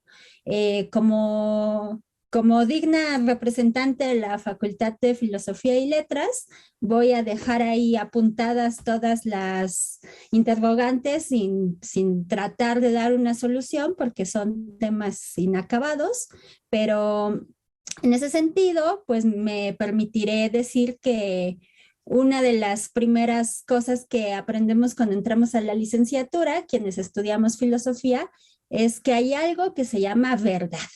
Verdad así con mayúscula, que es una verdad absoluta, y nos dicen nuestros profesores que a lo largo de nuestro paso por la universidad estaremos buscando esa verdad absoluta, pero que quizá no la logremos conocer. Tal vez incluso nos dicen ni siquiera la alcancemos a conocer a lo largo de nuestra vida, pero no cesamos nunca en su búsqueda. Se sabe también que en la filosofía las preguntas son más importantes que las respuestas, por lo que si no podemos contestar qué es la verdad en esta ponencia o en los años que llevamos en la filosofía, pues probablemente y con suerte nos queden otros 25 siglos de filosofía en el que otros filósofos tratarán de responder a tal pregunta. Este proceso, el de la búsqueda de la verdad, inicia con nosotros cuando estudiamos filosofía, preguntándonos por el ser, también con mayúscula. Un ser que de acuerdo con Parménides es eterno, inmutable, inmóvil, único, indivisible. Así pues, si hay algo que es eterno, inmutable, inmóvil, único e indivisible, pues suponemos que eso debe ser verdadero. Eso debe ser la verdad, esa verdad con mayúscula de la que hablábamos al principio. No obstante, avanzamos un poco en nuestras clases y conocemos a un tal Heráclito, quien nos dice que el ser, pues, es mutable y que por ende la verdad se encuentra en un constante devenir. O también conocemos a Protágoras, que nos dice que no hay verdad objetiva, absoluta ni universal, que el hombre es la medida de todas las cosas. Es decir, que el conocimiento y la verdad son relativos y que tienen más bien que ver con la perspectiva de cada persona. Y entonces, pues el conocimiento pareciera más bien una opinión o una doxa que a eso inmutable que mencionábamos al principio con Parménides. Este relativismo se vuelve abrumador para algunos de nosotros porque ¿cómo podemos concebir que algo sea más o menos verdadero? O sea, según los principios de la lógica, el de identidad, no contradicción y del tercero excluido, si algo es medio verdadero, entonces es falso. Lo verdadero es verdadero o no lo es, pero no puede ser parcialmente verdadero o verdadero según ciertos grados, o como se dice coloquialmente, esta es mi verdad, o esa es tu verdad, o todo depende del cristal con que se mira. Esto para ciertas posturas filosóficas es inconcebible. Así pues, como filósofos nos cuestionamos entonces, ¿qué es la verdad? ¿Cuándo podemos decir que algo es verdadero o si existe una verdad absoluta? Estamos viendo como que no, ¿no? Entonces eso nos lleva a cuestionarnos. Y según la teoría filosófica, pues vamos a encontrar que hay diferentes respuestas a la pregunta de qué es la verdad. Por ejemplo, en el platonismo, la verdad es una consecuencia de una idea suprema, de tal modo que a partir de ello puede elaborarse una interpretación de la realidad. Es decir, para Platón hay dos ámbitos, el de las ideas y lo del inteligible o lo real, y el sensible, que es provocado por los sentidos y en el que podemos encontrar las opiniones. Para Aristóteles, la verdad es la correspondencia entre lo que se enuncia y lo que es. Esta postura aristotélica incluso ha llegado hasta nuestros días en la definición de la Real Academia de la Lengua, pues esta define a la verdad como conformidad de las cosas con el concepto que de ellas forma la mente, o conformidad con lo que se dice, con lo que se piensa. Entonces, esta idea de conformidad pues viene desde Aristóteles. También tenemos la teoría de la verdad como adecuación, en la cual un enunciado es verdadero si hay, como ya lo dije, adecuación, es decir, una equiparación o conformidad entre lo que afirma el enunciado y el hecho o la cosa a la que se refiere. Es decir, cuando lo que se enuncia corresponde efectivamente a la cosa o el hecho. Por ejemplo, si se dice que son las 3 de la tarde o ahorita que son las 1:05, la afirmación debe corresponder con el hecho y su contexto. Es decir, uno, que el reloj marque la 1:05 o las 3 de la tarde y que efectivamente en el lugar en el que nos encontramos tenga ese horario. Otras teorías, como la coherentista, hacen referencia a que una proposición es verdadera siempre que sea consistente o acorde con las demás proposiciones del sistema del que forma parte. Por ejemplo, una resta, ¿no? O sea, un 3 menos 2 es igual a 1, mientras que el menos sea el signo de menos y el igual sea el signo de igual y el 3 sea el 3 y el 2 el 2 y el 1 el 1. Entonces, encontramos también otras posturas, otras teorías de la verdad, como la teoría de la verdad como pragmatismo, que establece que la verdad es un concepto o enunciado que depende de su práctica. Por ejemplo, una creencia es verdadera si demuestra que esa creencia es útil para quien la cree. Entonces, no sé, yo ahorita convenientemente podría creer que me duele la cabeza y decir, oh, ya me tengo que ir, lo siento. Entonces, eso sería verdadero mientras yo crea que esa creencia es verdadera. Así pues, atisbamos que, pues que no hay una verdad única, absoluta, inmutable, con mayúscula. No hay un único concepto de verdad en la filosofía. Aquí enunciamos muy poquitas teorías, pero hay muchas más. Además, pues la filosofía no es la única que se hace la pregunta ¿por qué es la verdad? En el plano científico, por ejemplo, la verdad es un consenso. Para muchos, por muchos años, Plutón fue un planeta, hasta que en 2006 el consenso cambió y el consenso dijo que Plutón ya no era un planeta, cambió esa verdad y si en la ciencia, que todo pareciera que es absoluto, se pueden cambiar las verdades, pues algo puede un día ser verdadero y al otro no, como cuando se creía que la Tierra era el centro de nuestro sistema solar y después por consenso y según las evidencias pues se demostró que no. Si ya en las ciencias la verdad es un concepto problemático y que puede llegar a cambiar, pues en las ciencias sociales es mucho más problemática. Y en ese sentido me gustaría hablar también de el concepto de verdad, pero en el plano jurídico. Más allá del análisis ontológico y epistemológico de la verdad, el concepto de verdad jurídica posibilita un acercamiento en el uso de la verdad en el derecho.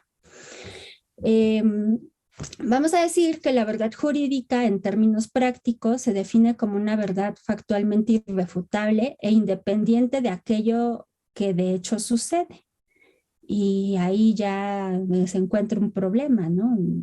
Veíamos en las posturas filosóficas pues, que tendría que haber correspondencia entre el hecho y y lo que se está diciendo.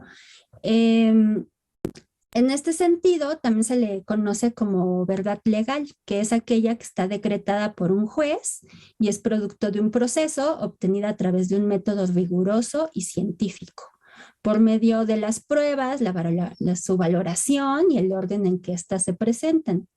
No obstante, esta concepción establece cierto subjetivismo que depende de procesos cognitivos, pero sobre todo de criterios argumentativos, aun cuando la verdad sea entendida más allá de estos procesos.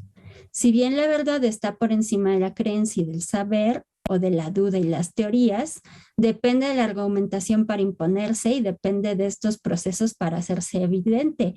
Ya nos decía Schopenhauer en El arte de tener siempre la razón, que no importa la verdad, sino la victoria.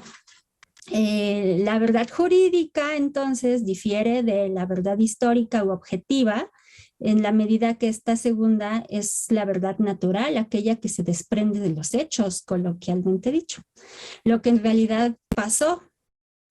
De esta diferencia conceptual surge la duda si no deberían ser lo mismo o corresponder la una y la otra, y pues pareciera ser que no, ¿no? Que tiene más bien que ver con una buena argumentación. En este sentido, pues la verdad es solamente una interpretación. Desde la perspectiva del filósofo Michel Foucault, la verdad es una construcción del sujeto y se encuentra relacionada con la historia, y la relación entre la historia y la verdad se hace evidente como una construcción del sujeto y su producción de subjetividad. La crítica del autor es a la concepción del sujeto como centro del saber, como algo definitivo o a priori. El sujeto es histórico y por lo tanto su producto, la verdad, también es histórica, lo que implica que constituye material intelectualmente en el despliegue de la misma historia.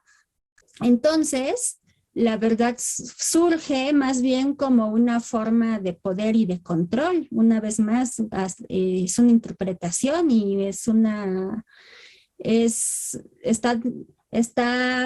constreñida por una argumentación, no tanto por lo que realmente es o lo que realmente ha sucedido en los hechos. Por lo tanto, la verdad no existe más allá, ella es solo la interpretación que el poder le pueda dar, por ello el poder le impone su verdad sobre las otras, el sujeto queda sujetado a esa relación de poder. Entonces la verdad jurídica pues es una mera interpretación. Entonces, esto para la filosofía pues es un problema porque la verdad tendría que corresponder con la realidad y con los hechos, o al menos con las creencias, como ya lo habíamos mencionado. Finalmente, quisiera hablar ahora de otra forma de verdad. Y esta forma de verdad es un derecho humano, ¿no? El derecho a la verdad. Me gustaría en este punto dar dos definiciones del derecho a la verdad, y una es la de la ONU, que es el derecho a la verdad, entraña tener un conocimiento pleno y complejo de los hechos que se produjeron, las personas que participaron en ellos y las circunstancias específicas en particular de las violaciones perpetradas y su motivación. O también me gustaría leer la definición de la Comisión Nacional de los Derechos Humanos de aquí de México, que dice que toda víctima y sus familiares tienen derecho a conocer la verdad de los hechos que originaron las violaciones a sus derechos humanos.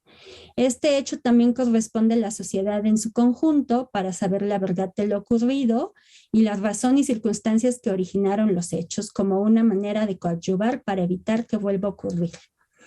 El Estado tiene la obligación de esclarecer los hechos, investigar, juzgar y sancionar a las personas responsables de violaciones de derechos humanos, así como garantizar el acceso a la información estatal al respecto según lo prevean las leyes.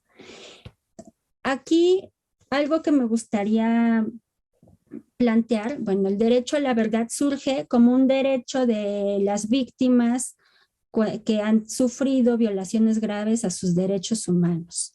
Entonces, la verdad ya no es eso, ya no es esa problemática filosófica en la que estamos hablando de qué es la verdad, qué es lo verdadero, si hay condiciones de verdad. No, ya se vuelve un derecho humano. No obstante, aunque estas definiciones nos hablan de conocer la verdad, no nos dicen qué debemos entender por verdad, cómo debe llegarse a esa verdad, cuándo algo es verdad o si esa verdad más bien está buscando satisfacer el reclamo de las víctimas. En ese sentido, me gustaría apuntar que hay algo que se llama comisiones de la verdad que han surgido en diferentes países justo para tratar de esclarecer estos hechos de violaciones múltiples de derechos humanos. Y hay una comisión en Sudáfrica que me llama mucho la atención porque nos habla del derecho a la verdad, pero nos habla de varios tipos de verdades. Entonces, el derecho humano a alcanzar la verdad, pues ni siquiera tiene una definición de qué es eso que estamos entendiendo como verdad, y no hay una verdad única, sino hay diferentes tipos. En este caso, en esta comisión que les decía de la verdad y la reconciliación de Sudáfrica, pues se busca encontrar una verdad que le llaman la verdad fáctica o forense, que se refiere a aquella que se obtiene mediante un proceso imparcial y objetivo a partir del cual se recolecta una serie de evidencias confiables que son debidamente corroboradas. Luego nos hablan de una verdad personal o narrativa, que es aquella que refiere al proceso mediante el que las víctimas y sus familiares comparten su testimonio con la sociedad y así comunican su perspectiva. Otra vez hablamos de perspectiva del conflicto, la cual generalmente ha sido silenciada o tergiversada. Después encontramos otro tipo de verdad, que es la social o dialogada, y que es aquella que se construye en virtud de la intervención de todas las partes en conflicto y que presupone un acercamiento entre las mismas. Y finalmente está una verdad que es sanadora o restaurativa, que es aquella que a la reparación del daño infligido y busca la prevención de futuros abusos. Así pues este camino de la verdad que empezó hace muchos siglos, en el que casi desde que el ser humano se empieza a preguntar quién es, por qué es así, por qué está aquí, y que a la vez se pregunta qué es la verdad, va transitando este camino en el que nos dice, pues la verdad es una, no es cierto, es múltiple, no, es correspondencia, no, es adecuación, no, es pragmatismo, hasta que llegamos a este momento en el que la verdad se vuelve un derecho humano, ¿no? Entonces, nosotros en esta plática hemos transitado el camino de la verdad desde estas tres vertientes, desde la parte filosófica, desde la parte jurídica y de la parte del derecho y de los derechos humanos. Y esto nos lleva a preguntarnos, y con esto quiero concluir, si la verdad es igual a la justicia o si la verdad es el camino para alcanzar la justicia. Muchas gracias. Precisamente más preguntas que respuestas, una de las tareas esenciales de la filosofía, y excelente tipología de la verdad, tanto en el plano filosófico, en el plano científico y en el plano jurídico, ¿no? Donde se establece en un primer momento la conformidad entre lo que se enuncia y el hecho mismo, y cómo llega este rompimiento desde lo científico a lo jurídico, ¿sí? Donde deja de ser el contexto del hecho y pasa a ser la interpretación de dicho contexto, ¿no? Pareciese que estamos yendo hacia interpretaciones de interpretaciones de interpretaciones, ¿no? Y es muy común en el campo jurídico escuchar y recurrir a lo de la verdad absoluta, ¿no? De que no hay una verdad absoluta, ¿no? El mismo enunciado, pues, recae en establecerse a sí mismo, ¿no? Es interesante también porque muchos los modelos, muchas las figuras, muchos los conceptos en el campo de la teoría jurídica, pues son prefabricados a partir de la interpretación, ¿sí? Pues un gusto, Karina, escuchar este tema que se nota que ya has trabajado desde Parménides de Lea hasta la actualidad, ¿no? Esta transición que nos das, que nos narras, histórica, desde la escuela eleática, pasando por la aristotélica, hasta la sociología del control, de Michel Foucault, pues nos establece más interrogativas que tenemos que tomar en cuenta al momento de analizar la realidad latinoamericana, sobre todo lo que comentaste, en las comisiones de verdad, estos órganos que se encargan de establecer, pues, lo que señalaste, ¿no? Un carácter hermenéutico de los hechos y de las condiciones en que se desarrollan estos mismos, ¿no? Pues muchas gracias, maestra Karina. Vamos a dar continuidad con el maestro Eder Arturo Castro Ortega, ya está aquí con nosotros. Mucho gusto, maestro, ¿cómo estás? Él es licenciado y maestro en Derecho por la Universidad Nacional Autónoma de México, en ambos casos con mención honorífica, especialista en Justicia Constitucional, Interpretación y Tutela de los Derechos Fundamentales por la Universidad de Castilla-La Mancha. Hizo una estancia de investigación por la Universidad Pompeu Fabra de Barcelona y dentro de sus publicaciones se encuentra La justicia, el orden social y la seguridad jurídica, así como el método de desempaque para analizar casos de violaciones y de derechos humanos. Pues un gusto, tengo entendido que vas a estar tratando tópicos sobre la fundamentación de los derechos fundamentales, pues un gusto tenerte aquí en el 5º Congreso del FIARDE. Adelante. Muchas gracias, Ashanti. Agradecer en un inicio al Instituto de Investigaciones Jurídicas por seguir desarrollando esta FIARDE. Es muy importante, un evento que a lo largo de la semana nos ha dado muestra de una pluralidad de perspectivas, de temas, y todas tejidas en conjunto tienen un sentido importante de unidad. También agradecer a las y los compañeros que han participado. Con todas y todas en algún momento hemos tenido la oportunidad de platicar, de discutir, de debatir fuerte y ampliamente. Ya vamos siendo colegas, amigos y enemigos teóricos un poquito, pero siempre en un marco de respeto. La maestra Erika, el maestro Félix, el maestro David, la maestra Karina y tú, maestra Shanti. Creo que siempre nos hemos dado la oportunidad de platicar, de discutir sobre estos temas. Vamos a tocar un poquito de la fundamentación de los derechos fundamentales. Sé que desde este inicio, este título, ya hablar de derechos fundamentales ya nos conlleva ahí a una lógica distinta de la clásica de derechos humanos que tenemos aquí ya muy arraigada desde hace poquito más de una década en México para abogadas, abogados, pero tiene un sentido. Espero que alcancemos a tocar los temas para esta sesión y pues sin más entrar la fundamentación de los derechos fundamentales, pero ¿desde dónde partimos? ¿O por qué hablar de esto que pues hoy en día pareciera no tener ya ningún sentido? Ya operamos, al menos en la mayoría de los estados constitucionales, con un modelo o una declaración de derechos, tenemos tribunales constitucionales, tenemos montones y montones de tratados internacionales, convenciones en materia de derechos humanos. Entonces, ¿qué sentido tiene hablar más acerca de la fundamentación? ¿Dónde está el problema? ¿O dónde está la innovación en eso? Pues precisamente creo que la mesa nos ha dado para reflexionar sobre estos temas. Ya las maestras y los maestros, cobrar lo sostenido por la maestra Erika y ahora recientemente por la maestra Karina, nos dan muestra de unas teóricas y prácticas que no estamos resolviendo. Partamos, por ejemplo, de lo que sostenía Bobbio. Para Bobbio, los derechos no son absolutos y no van a encontrar un fundamento absoluto, sino va a tener un proceso histórico y ahí va a estar lo importante para la fundamentación de los derechos humanos o fundamentales. En cambio, dice, lo único que podemos argumentar como fundamento, pues va a ser el consenso, y de ahí que haya ya tantas declaraciones como la Declaración Universal de Derechos Humanos, ¿no? Entonces, desde un inicio comienza a renunciar respecto de la fundamentación de estos derechos. Ese es un problema importante.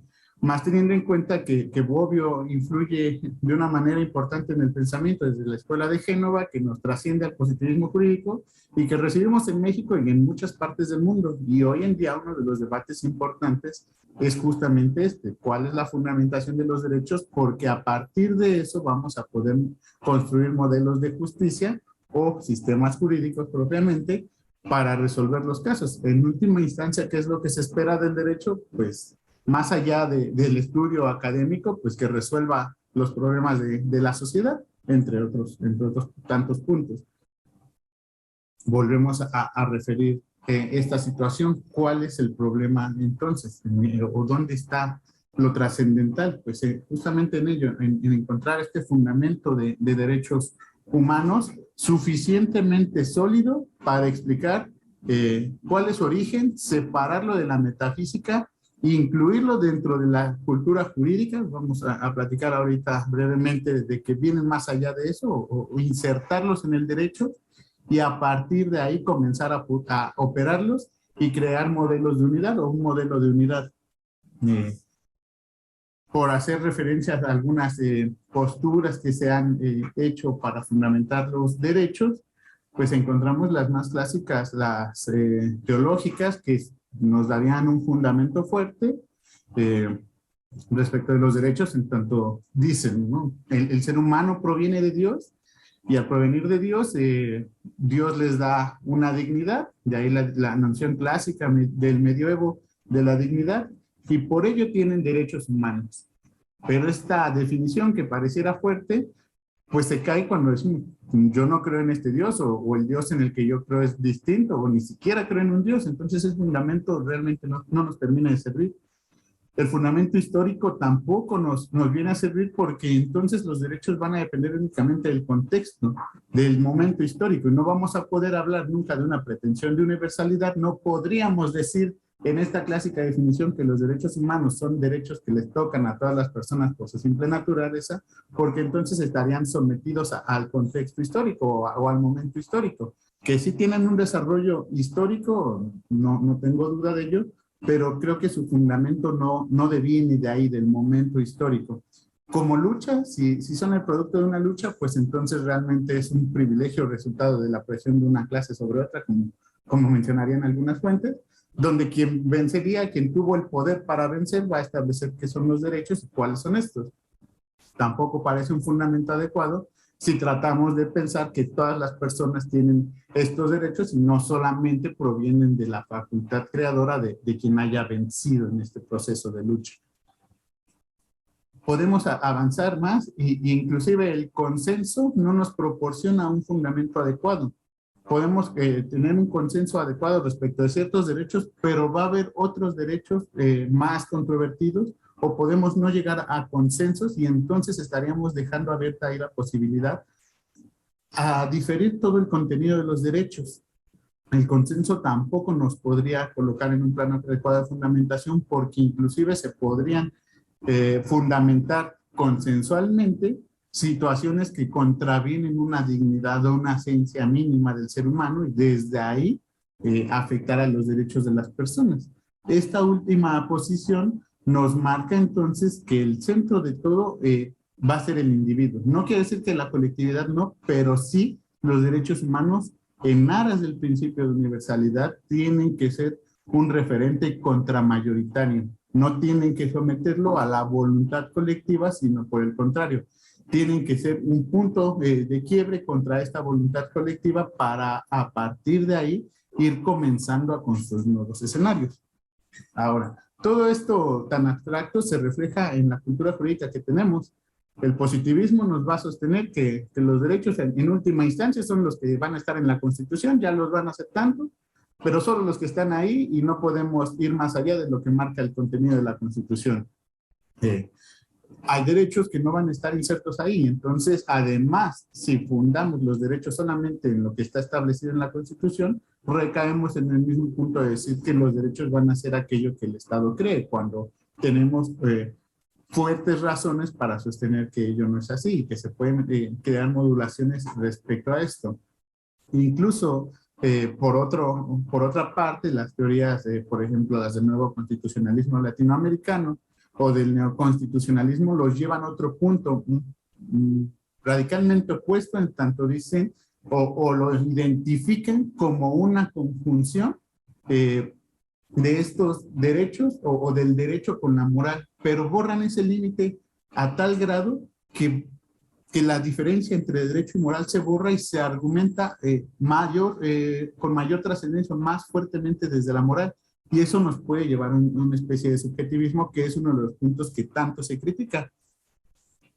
Entonces encontremos un fundamento adecuado, libre de metafísica por una parte, por otra parte que ponga una restricción respecto de la moral, y entonces vamos a tratar de crear un sistema que opere en un mecanismo ecléctico adecuado. ¿Cuál creo yo que es una posición que sostiene esto? La posición post-positivista, de muy reciente desarrollo, quienes pueden sostenerse en esta tesis: a Robert Alexi, a Manuel Atienza, a Gustavo Zagrebelsky, a Carlos Santiago Nino. Por ahí son las voces más fuertes, claro, a Working con ciertas modulaciones, pero son algunas de las voces más fuertes que van a sostener con tesis difusas esta misma postura al respecto de los derechos.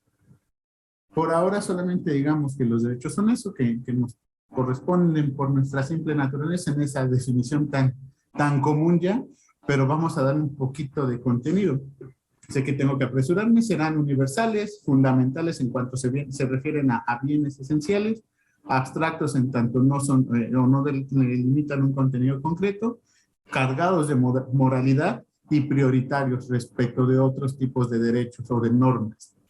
Ahora, ¿qué fundamentación respecto de la teoría postpositivista acerca de los derechos fundamentales? Pues que los derechos tienen una doble fundamentación, una explicativa y una existencial. La explicativa parte de la idea de identificar la práctica general humana, valga la redundancia, más general, que es la capacidad discursiva, la capacidad de afirmar, preguntar y argumentar nuestras posiciones. A partir de ahí tenemos que presuponer las ideas de igualdad y de libertad entre quienes participan en una práctica discursiva. Por eso los principios o derechos de libertad e igualdad son tan fuertes, porque son el presupuesto básico de todos los derechos. Ahora, no basta esto solo es un presupuesto. Además, la función explicativa o la fundamentación explicativa nos dice que tenemos que partir de dos elementos o dos cualidades humanas: la de autonomía y la de seriedad en la participación en el discurso. ¿Quién es autónomo? Quien sigue principios que considera correctos. ¿Y quién es serio? Quien participa seriamente en el discurso para resolver conflictos por medio del diálogo. Entonces decimos, si reconocemos a otras personas con esa misma capacidad, que son libres e iguales, que tienen autonomía para decidir seguir ciertos principios y que participan seriamente, estamos reconociendo a la otra persona como autónoma. Reconocerla como autónoma nos implica sostener que tiene dignidad, y si tiene dignidad, entonces tiene derecho. Pero esta primera fundamentación tiene que reforzarse además por ciertos flancos. Por eso tenemos que proporcionar una fundamentación existencial. Existencial en cuanto tenemos que sostener que efectivamente la práctica general humana es la de participar en un discurso, es decir, tener una naturaleza discursiva y argumentativa. Si sostenemos eso, que todas las personas nos podemos identificar por tener esa capacidad, entonces sostenemos el principio de universalidad. Y entonces sostenemos que efectivamente todas las personas, en tanto podemos participar del discurso, podemos entonces tener esa cualidad, y entonces se sostiene la universalidad, y a partir de ahí vamos entonces construyendo.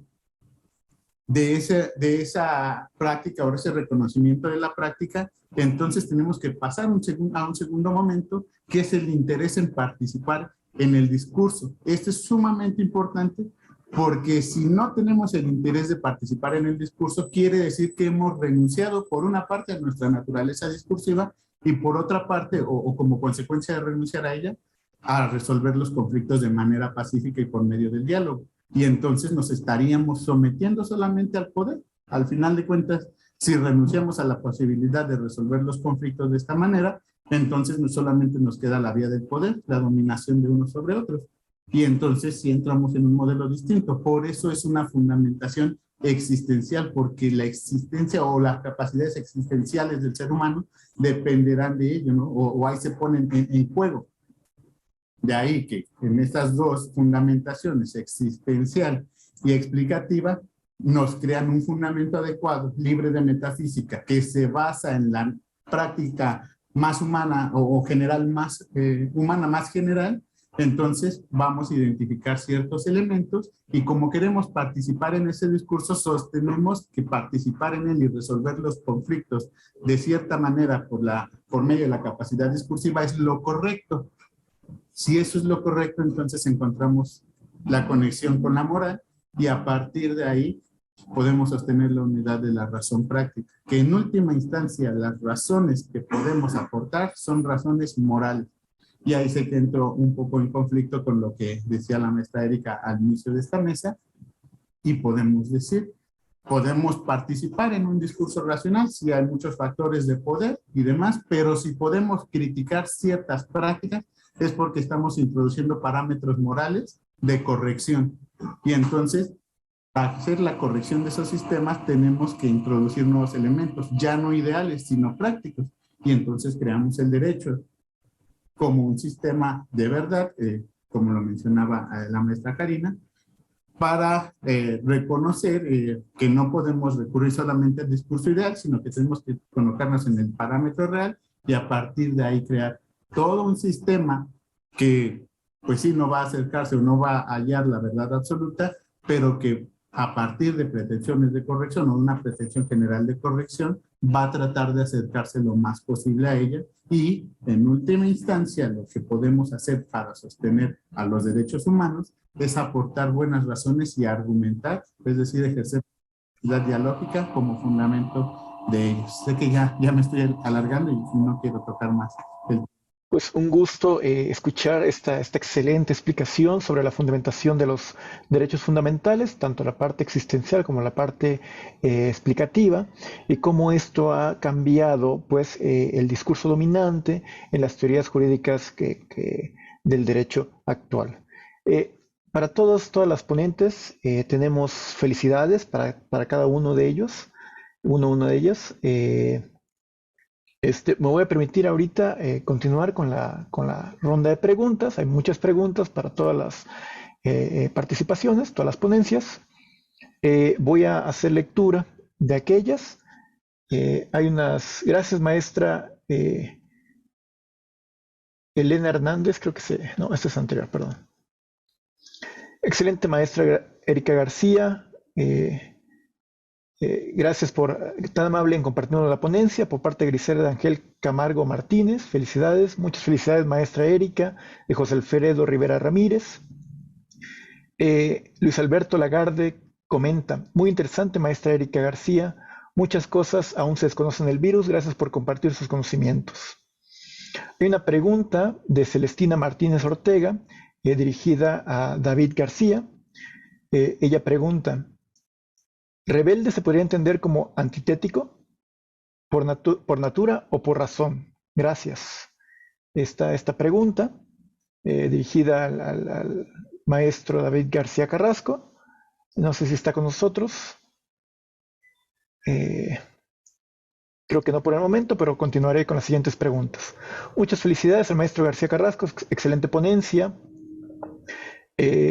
Bravo, ponente Octavio Martínez, señala Ernesto Jaime Contreras, el haber comentado la censura por hombres o seres vivientes. En la convivencia entre lobos también existe la censura. Un amigo vivió 25 años estudiándolos en Canadá y me comentó de ello. Está esta pregunta también al maestro Octavio. Señala, no olvide la censura de YouTube a muchísimos youtuberos y periodistas, incluso presidentes, Facebook y otros. Y hace la pregunta, ¿hay censuras por entes positivos y censura por negativos? O sea, ¿hay dos naturalezas de censura? Voy a dejar aquí las preguntas para que el maestro Octavio pueda dar respuesta a a esta pregunta y este comentario anterior. Adelante. Claro que sí, muchas gracias, Ashanti.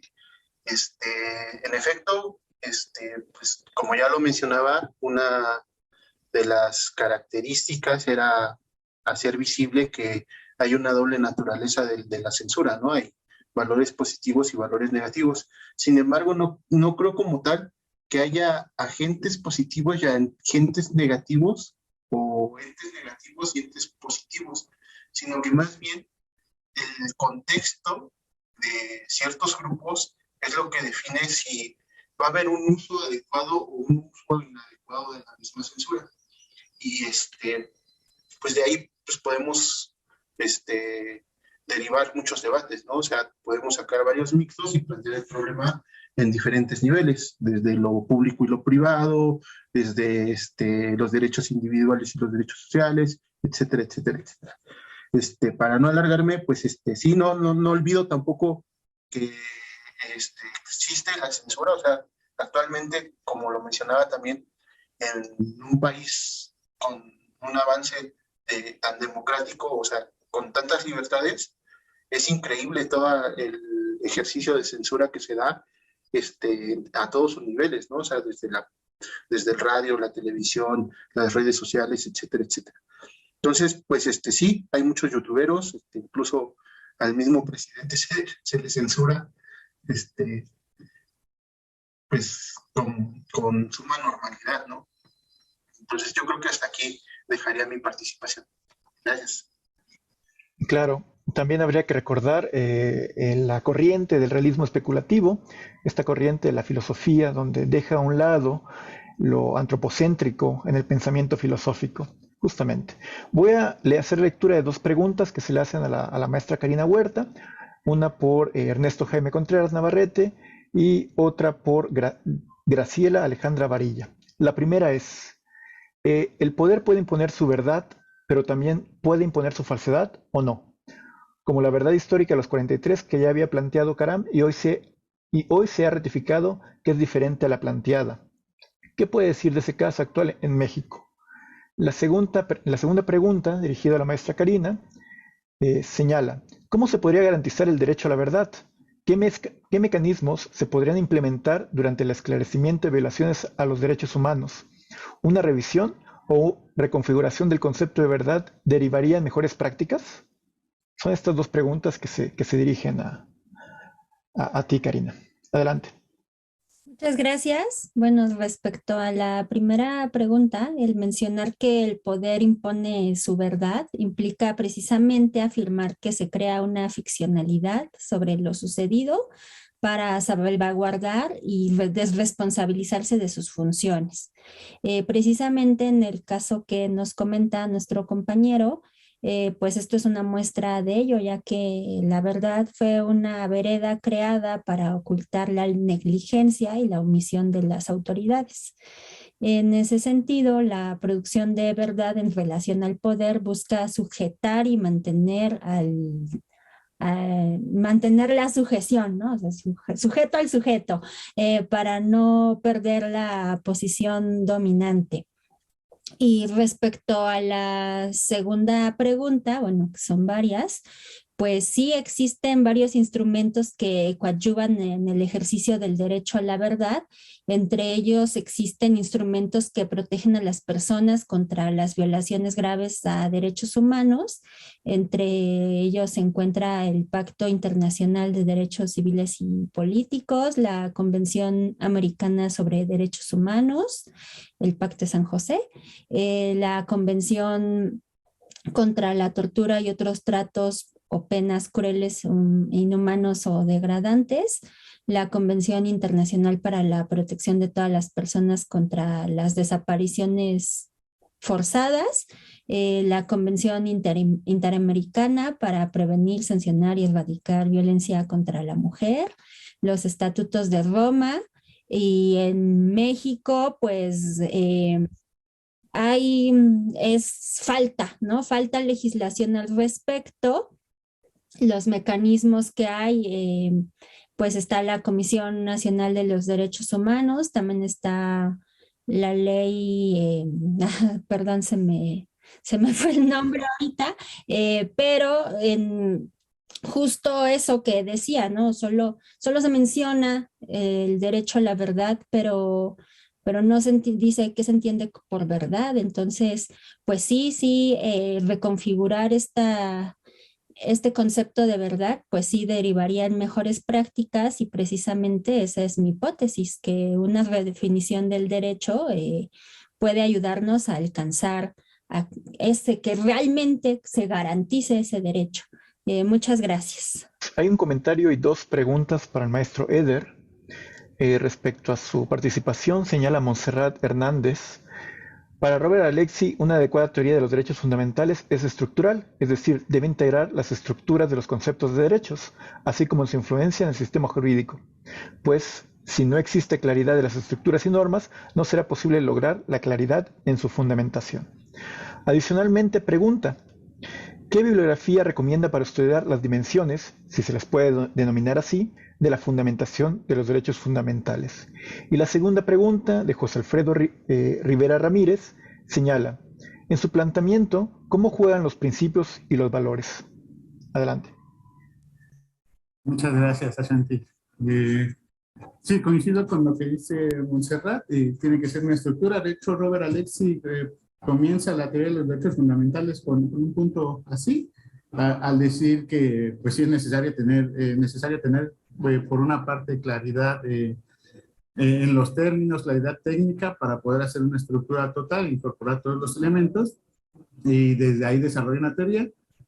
Robert Alexy es sumamente tanto complejo como claro, ¿no? Creo que es uno de los autores que tiene eso, que no por usar muchos conceptos técnicos se vuelva en exceso complejo, pero le da un avance muy, muy suelto a sus documentos, a sus obras. Es importante leerlo desde esa dimensión. Y ahora, bibliografía está la institucionalización de la justicia, la teoría de los derechos fundamentales, el concepto de la naturaleza del derecho, el concepto de la validez del derecho, la doble naturaleza del derecho, de Alexy, todos ellos, de Manuel Atienza. Personalmente creo que para una teoría postpositivista es una de sus obras más recientes, y comentarios e incitaciones para una teoría postpositivista, y de la dignidad humana, de Carlos Santiago Nino, Imperdible ética y derechos humanos, y de Gustavo Zagrebelsky, 3 ensayos sobre la Constitución, si no me equivoco se llaman. Son algunas de las obras que en su conjunto van integrando esta dimensión. Alexy es quien la desarrolla más en esta dinámica, como la he presentado el día de hoy. Y respecto al papel que juegan los principios y los valores, hay que partir de esto.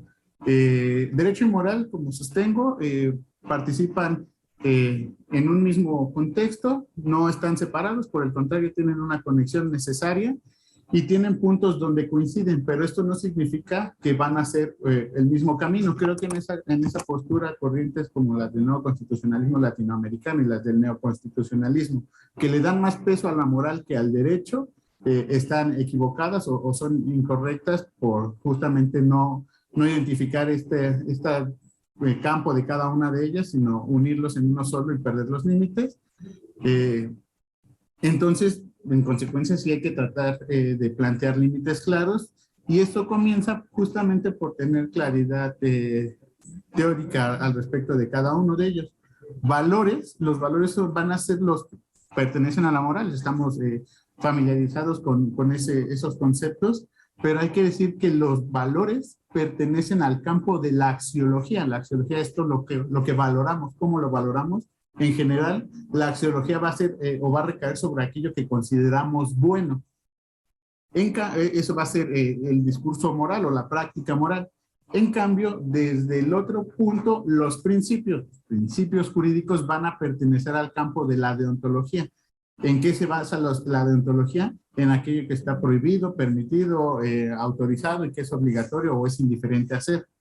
Es decir, por una parte, los valores van a centrarse en aquello que es bueno, mientras que los principios van a centrarse en aquello que es debido.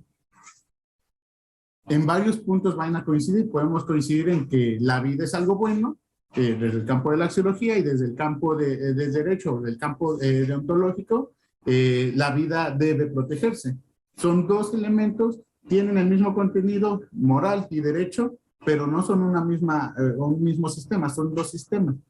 Vamos a incorporar entonces principios en el derecho, como ha sucedido en el Estado constitucional, al incorporar los derechos fundamentales, Y ese va a ser nuestro parámetro de objetividad moral o de contenido moral mínimo objetivo.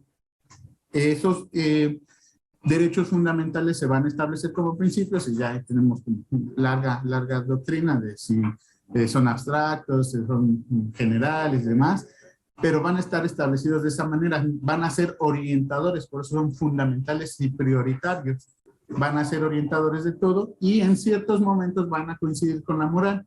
En última instancia, la importancia de fundamentar los derechos humanos es que en aquellos casos donde podemos resolver el conflicto mediante las normas, podemos introducir argumentos de corrección, argumentos morales, y entonces sostener que una determinada solución es la correcta o la más cercana a la corrección.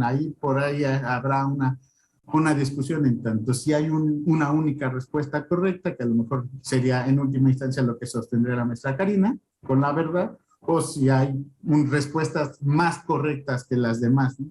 En tanto seres falibles, seres humanos, no queremos decir que con el objetivismo moral y la unión del derecho y la moral vamos a eliminar las posibilidades de falla, pero tratamos de acercarnos más a ello a partir de la naturaleza humana, que es la de argumentar, de discutir y llegar a soluciones más allá del conflicto. Creo que en tanto entendamos esta, podemos ir limpiando teóricamente contenidos y tratando de buscar y modificar nuestros sistemas. Perfecto. Muchas gracias, maestro Eder. Voy a dar por terminada esta sesión de preguntas con dos más, una dirigida a la maestra Karina y otra dirigida a la maestra Erika.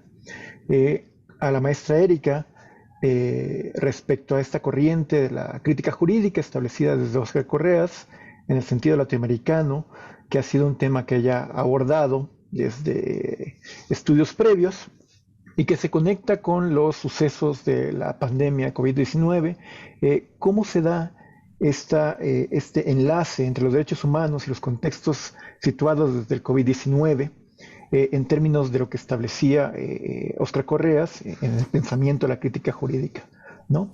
Que justamente tuvo que ver con lo comentado durante su ponencia. Y a la doctora, a la maestra Karina Huerta, hay una pregunta adicional que señala Cecilia Marten. ¿Podría decirse que los distintos tipos de verdad se ve condicionada por la forma en que se ha llegado a ella? Ejemplos, métodos para la verdad enfocada a sancionar a responsables ante una autoridad, la verdad para las personas que se vieron afectadas, la verdad para la sociedad, lo que puede ir desde una explicación sencilla hasta más compleja. Iniciamos contigo, maestra Erika. Adelante. Sí, gracias, Ashanti.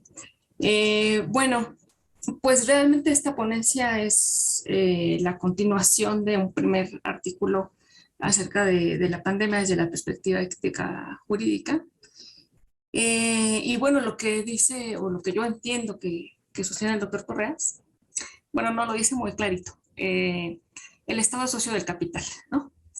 Entonces, pues su labor es facilitarle al capital su circulación y su reproducción. O sea, para el doctor Correas, el Estado no solo se conforma con dotar al capital de la mano de obra que necesita, que es la mano de obra barata en nuestros contextos, sino también de que los trabajadores y la sociedad en general pues vean satisfechas sus necesidades, muchas veces creadas, como comentaba anteriormente, mediante el mismo capital, ¿no? Entonces, incluso, bueno, ahora con el tema de la pandemia, pues vemos que va más allá, ¿no? También resulta que hay que ver resuelto nuestro problema de salud, si es que lo hay, si es que está, porque la información es muy contradictoria, mediante las farmacéuticas transnacionales, ¿no?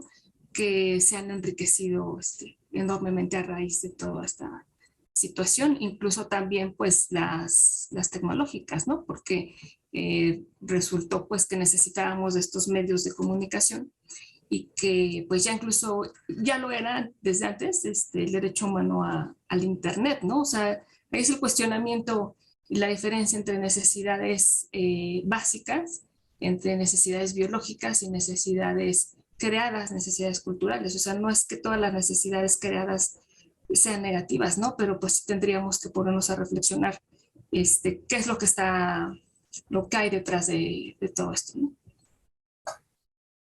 Muchas gracias, maestra Erika. Maestra Karina.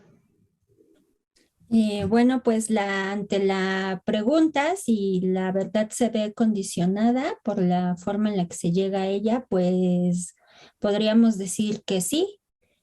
Como veíamos o lo que decíamos en la ponencia, pues no hay una única verdad, ¿no? Y menos en esa búsqueda de acceder al derecho a la verdad.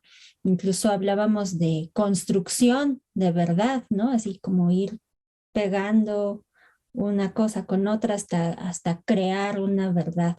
Entonces, pues sí, la respuesta es sí, ¿no? Vamos a tener una verdad forense si recolectamos datos, una verdad personal o narrativa si hablamos con las víctimas, una verdad social al hacérselo saber a la sociedad, al comunicarlo, al construirlo y pues vamos a tener una verdad que siempre va a buscar la reparación. Entonces, pues sí, la respuesta es sí. Gracias. Gracias nuevamente a todos los asistentes, todos los asistentes, a los ponentes, las ponentes. Vamos a dar continuación este mismo día, de 16 a 18 horas, con la presentación del libro Filosofía y Literatura, estudio de caso del doctor Mario Chávez Tortolero, con la moderación del maestro Raúl Jair García Torres. Nos acompaña también ahorita el doctor José Isidro Saucedo González, no sé si estará con nosotros en este momento, que quisiera dar unas palabras para cerrar esta mesa de Filosofía y Derechos Humanos del Quinto Congreso de Filosofía, Arte y Derecho. Si no, entonces, pues nuevamente agradecer a Claudia. Sí, adelante. Perdón. Sí. No, sí, solo recordarles que tenemos un receso de 2 horas y como ya lo dijo el maestro Ashanti Segundo, los invitamos a la presentación del libro Filosofía y Literatura, Estudios de Caso, a las 4 de la tarde, del autor Mario Chávez Tortolero. Estará acompañado también por nuestro compañero, el maestro Humberto Rosas, la maestra Daniela León y, como ya bien lo dijiste, moderando el maestro Raúl Jair García Torres, y también invitarlos a la clausura de este evento, que es a las 6 de la tarde, y agradecer nuevamente a todos los ponentes y a todos quienes nos ven por todos los medios por los que está disponible esta mesa, y pues los invitamos a seguirnos, váyanse a comer, pero nos vemos aquí a las 4 y también pues los esperamos el año que viene. Muchas gracias. Muchas gracias nuevamente. Gracias, Karina, gracias, Erika, Félix, Octavio, Eder. Un gusto nuevamente coincidir en este espacio.